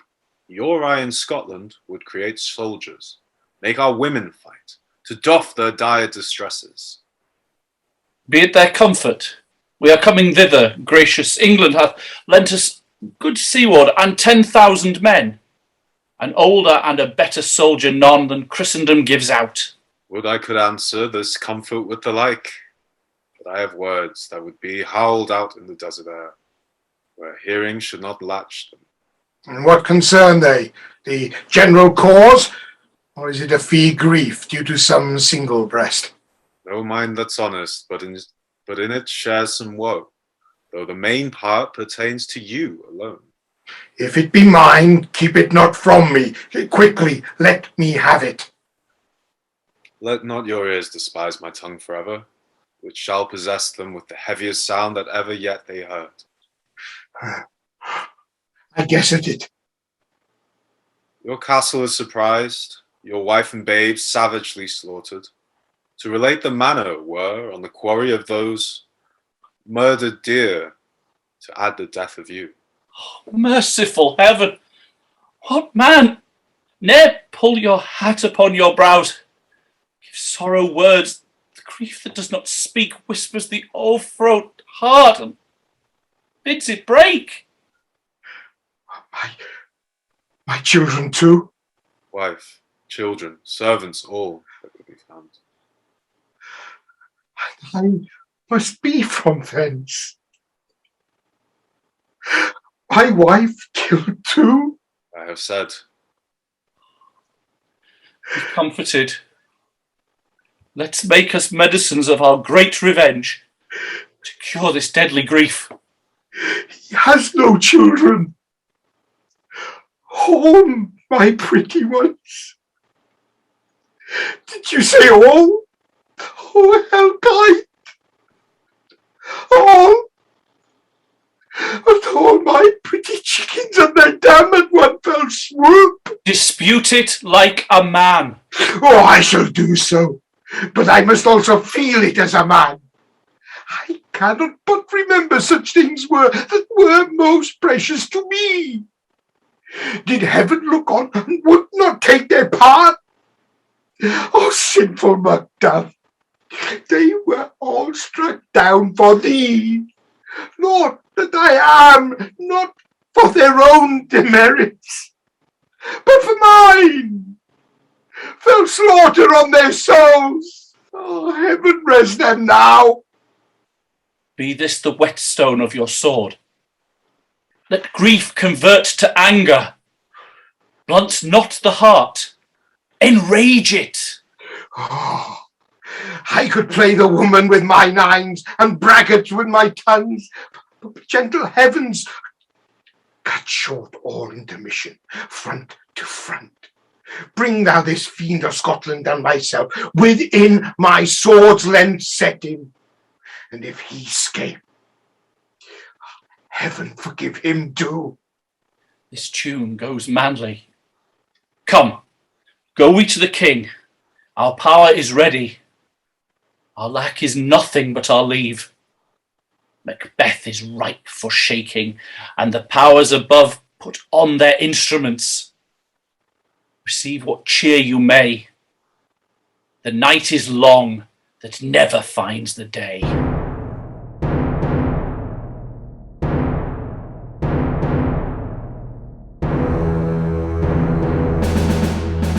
I have 2 nights watched with you, but can perceive no truth in your report. When was it she last walked? Since His Majesty went into the field, I have seen her rise from her bed, throw her nightgown upon her, unlock her closet, take forth paper, fold it, write upon't, read it, afterwards seal it, and again return to bed. Yet all this while in a most fast sleep. A great perturbation in nature, to receive at once the benefit of sleep and do the effects of watching. In this slumbery agitation, besides her walking and other actual performances, what at any time, have you heard her say? That, sir, which I will not report after her. You may to me, and 'tis most meet you should. Neither to you nor anyone, having no witness to confirm my speech. Lo, you, here she comes. This is her very guise, and upon my life, fast asleep. Observe her. Stand close. How came she by that light? Why, it stood by her. She has light by her continually. 'Tis her command. You see? Her eyes are open. Aye, but their sense is shut. What is it she does now? Look how she rubs her hands. It is an accustomed action with her, to seem thus washing her hands. I have known her continue in this a quarter of an hour. Yet here's a spot. Oh, hark! She speaks. I will set down what comes from her, to satisfy my remembrance the more strongly.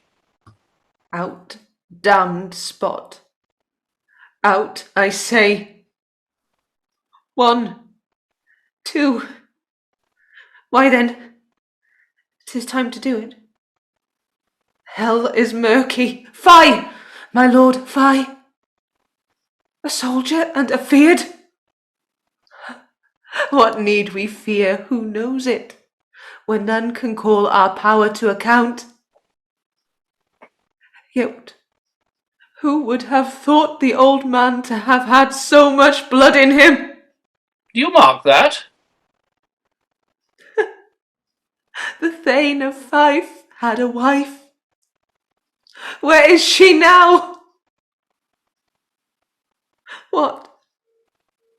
Will these hands ne'er be clean? No more of that, my lord. No more of that. You'll mar all with this starting. Go to. You have known what you should not. She has spoke what she should not. I am sure of that. Heaven knows what she has known.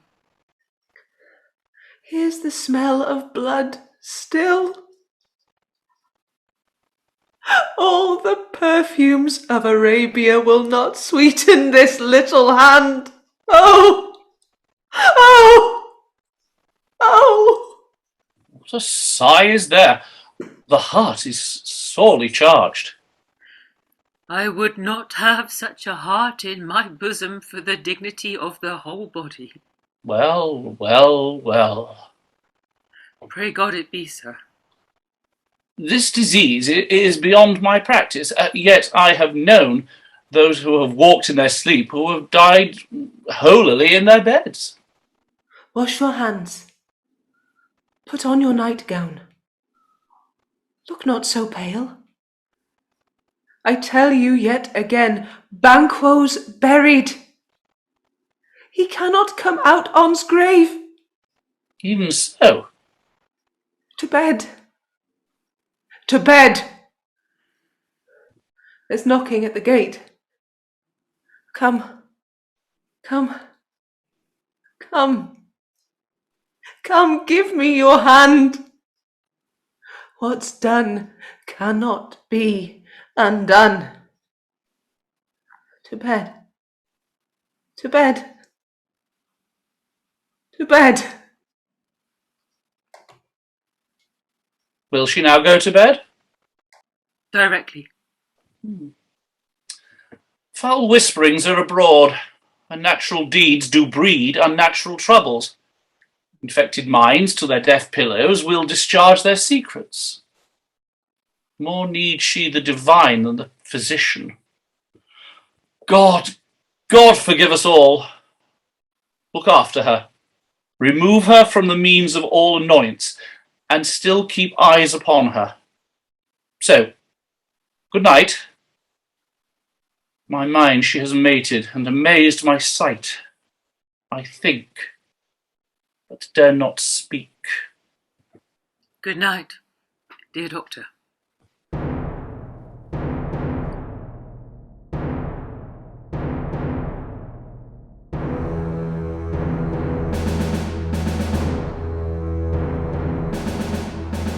The English power is near, led on by Malcolm, his uncle Seawater, and the good Macduff. Revenge is burning them, for their dear causes would do the bleeding, and grim alarm excite the mortified man. Near Burnham Wood shall we well meet them. That way they are coming. Who knows if Donalbain be with his brother? For certain, sir, he is not. I have a file of all the gentry. There is Siward's son and many unrough youths that even now protest their thirst of manhood. What does the tyrant? Great Dunsinane he strongly fortifies. Some say he's mad. Others that lesser hate him do call it valiant fury. But for certain he cannot buckle his distempered cause within the belt of rule.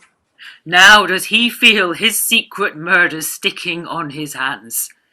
Now minutely revolts upbraid his faith breach. Those he commands move only in command, nothing in love. Now does he feel his title hang loose about him like a giant's robe upon a dwarfish thief. Who then shall blame his pested senses to recoil and start? What all that is within him does condemn itself for being there. Well, march we on, to give obedience where 'tis truly owed. Meet we the medicine of the sickly wheel, and with him pour we in our country's purge, each drop of us. Or so much as it needs to dew the sovereign flower and drown the weeds. Make we our march to Burnham.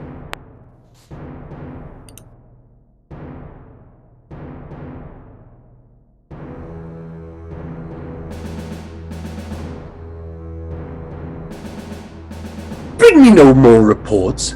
Let them fly all. Till Burnham Wood remove to Dunsinane. I cannot taint with fear. What's the boy Malcolm? Was he not born of woman? The spirits that know all mortal consequences have pronounced me thus. Fear not, Macbeth. No man that's born of woman shall e'er have power upon thee. Then fly, false thanes, and mingle with the English epicures. The mind I sway by, and the heart I bear, shall never sag with doubt, nor shake with fear. The devil damn thee black, thou cream-faced loon! Where gottest thou that goose look? There's 10,000. Geese, villain! Soldiers, sir. You prick thy face, and overread thy fear, thou lily-livered boy. What soldiers, Patch? Death of thy soul! Thou linen cheeks of thine are counsellors to fear. What soldiers, wave face? The English force, so please you. Take thy face hence! Satan! I am sick at heart when I behold. Satan, I say! This push will cheer me ever, or deceit me now. I have lived long enough. My way of life is fallen into the sear, the yellow leaf, and that which should accompany old age as honour, love, obedience, troops of friend, I must not look to have, but in their stead curses, not loud, but deep, mouth honour, breath, which the poor heart would fain deny and dare not. Satan! What is your gracious pleasure? What news more? All is confirmed, my lord, which was reported. I'll fight till from my bones my flesh be hacked. Give me my armour. It's not needed yet. I'll put it on. Send out more horses. Scour the country round. Hang those that talk of fear. Give me mine armour. How does your patient, doctor? Not so sick, my lord, as she is troubled with thick coming fancies that keep her from her rest. Cure her of that. Canst thou not minister to a mind diseased? Pluck from the memory a rooted sorrow, raise out the written troubles of the brain, and with some sweet oblivious antidote cleanse the stuffed bosom of that perilous stuff which weighs upon the heart? Well, therein the patient must minister to himself. Blow physic to the dogs. I'll none of it. Come, put mine armour on. Give me my staff. Staton, send out. Doctor, the thanes fly from me. Come, sir, dispatch. If thou couldst, doctor, cast the water of my land, find her disease, and purge it to a sound and pristine health, I would applaud thee to the very echo that should applaud again. Throw it off, I say. What, rhubarb, cyme, or what purgative drug would scour these English hence? Hearest thou of them? Ah, my good lord, your royal preparation makes us hear something. Bring it after me. I will not be afraid of death and bane, till Burnham Forest come to Dunsinane. Were I from Dunsinane away and clear, profit again should hardly draw me here.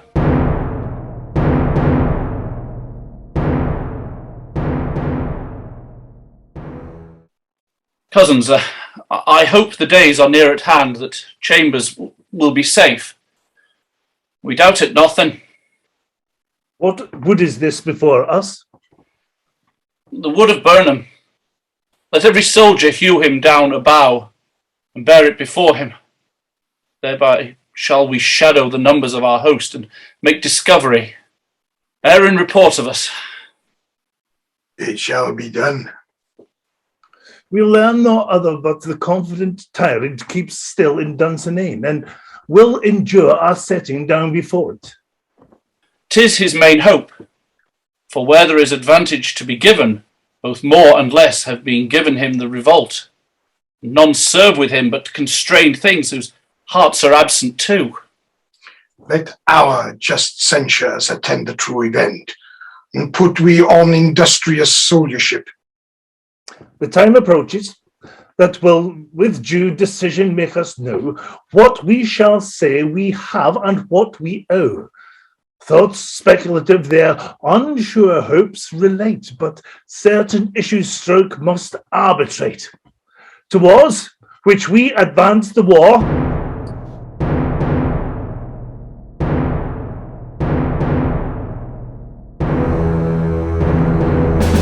hang out our banners on the outward walls.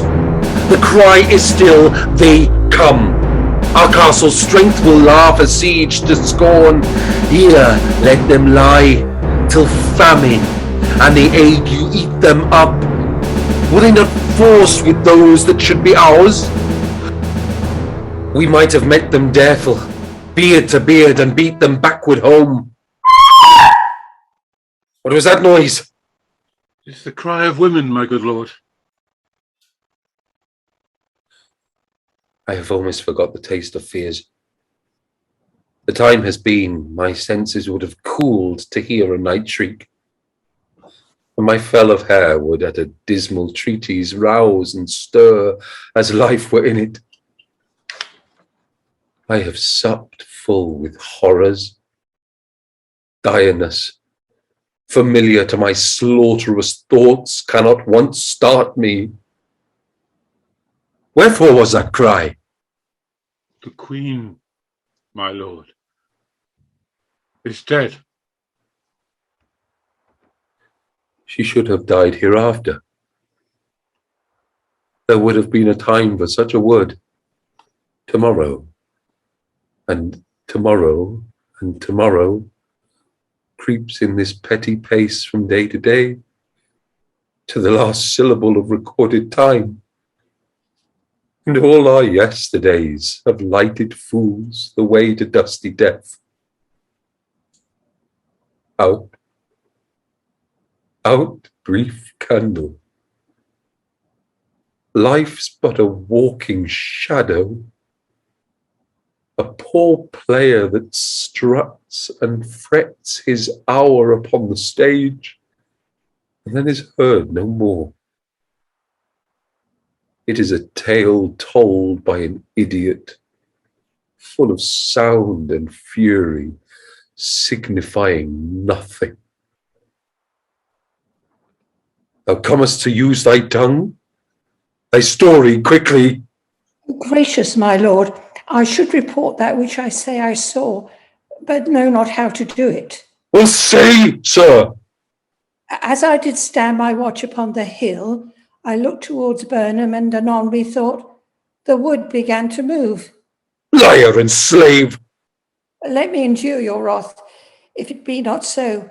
Within this 3 mile may you see it coming. I say, a moving grove. If thou speakest false, upon the next tree shalt thou hang alive. Till famine cling thee, if thy speech be sooth. I care not if thou dost for me as much. I pull in resolution and begin to doubt the equivocation of the fiend that lies like truth. Fear not, till Burnham Wood do come to Dunsinane, and now a wood comes towards Dunsinane. Arm and out! If this which he avouches does appear, there is no flying hence, nor tarrying here. I gin to be aweary of the sun, and wish the estate or the world were now undone. Ring the alarm bell, blow wind, come, rack, at least we'll die with harness on our back.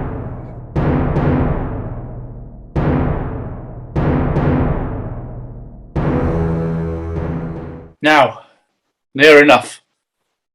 Your leafy screens throw down, and show like those you are. You, worthy uncle, shall with my cousin, your right noble son, lead our first battle.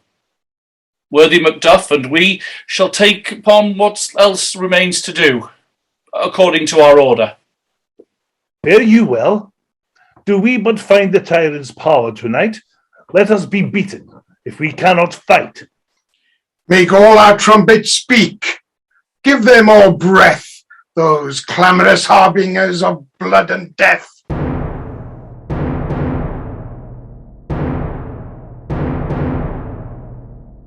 They have tied me to a stake. I cannot fly, but bear like I must fight the course. What is he that was not born of woman? Such a one I am to fear, or none.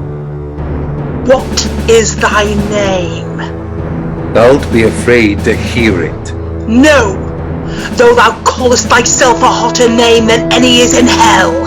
My name's Macbeth.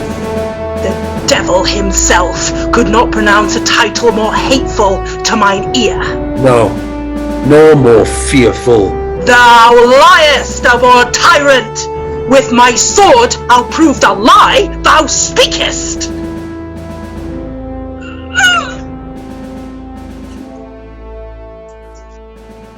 Thou art born of woman, but swords I smile at, weapons laugh to scorn, brandished by man that's of a woman born. That way the noises. Tyrant, show thy face! If thou be'st slain with no stroke of mine, my wife and children's ghost will haunt me still. I cannot strike at wretched kerns, whose arms are hired to bear their staves, either thou, Macbeth, or else my sword with an unbattered edge I sheath again unneeded. There thou should be. By this great clatter, one of the greatest notes seems bruited. Let me find him fortune, and more I beg not. This way, my lord. The castle's gently rendered. The tyrant's people on both sides do fight. The noble thanes do bravely in the war. The day almost itself professes yours, and little is to do. We have met with foes that strike beside us. Enter, sir, the castle.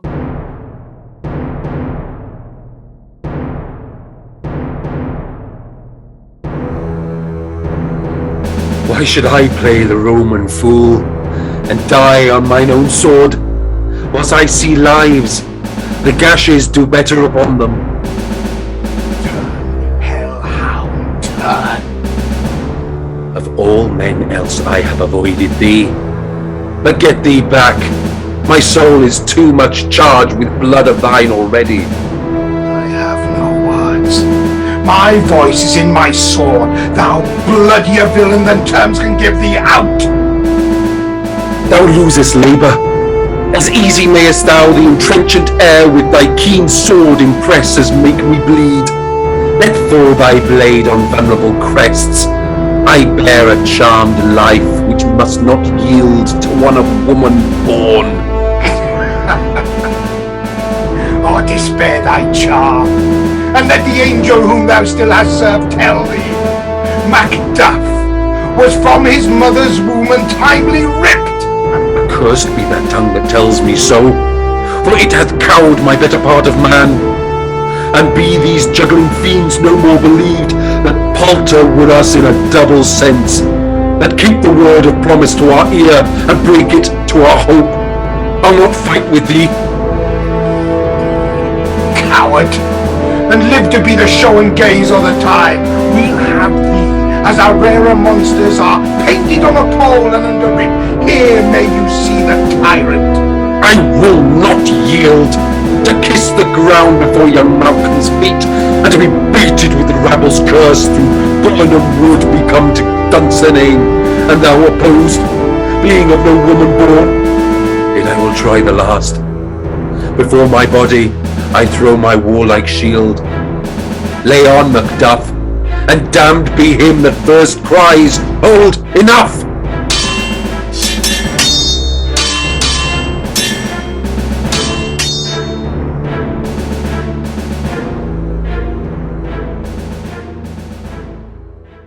I would the friends we missed were safely arrived. Some must go off, and yet by these I see. So great a day as this is cheaply bought. Macduff is missing, and your noble son. Your son, my lord, has paid a soldier's debt. He only lived but till he was a man. The which no sooner had his prowess confirmed in the unshrinking station where he thought, but like a man he died. Then he is dead. Aye, and brought off the field. Your cause of sorrow must not be measured by his worth, for then it have no end. Had he his hurts before? Aye, on the front. Why then, God's soldier be he. Had I as many sons as I have heirs, I would not wish them to a fairer death. And so his knell is known. He's worth more than sorrow, and that I'll spend for him. He's worth no more. They say he parted well and paid his score. And so, God be with him. Here comes newer comfort. Hail, King, for so thou art! Behold, where stands the usurper's cursed head! The time is free. I see thee compassed with that kingdom's pearl that speak my salutations in their minds, whose voices I desire aloud with mine. Hail, King of Scotland! Hail, King of Scotland! We shall not spend a large expanse of time before we reckon with your several loves and make us even with you. My thanes and kinsmen henceforth be earls, the first that ever Scotland in such an honour named. What's more to do, which will be planted newly with the time, is calling home our exiled friends abroad, that fled the snares of watchful tyranny, producing forth the cruel ministers of this dead butcher and his fiend-like queen, who, as 'tis thought, by self and violent hands, took off her life. This, and what needful else that calls upon us, by the grace of grace, we will perform in measure, time, and place. So, thanks to all at once, and each to one, whom we invite to see us crowned at Scone.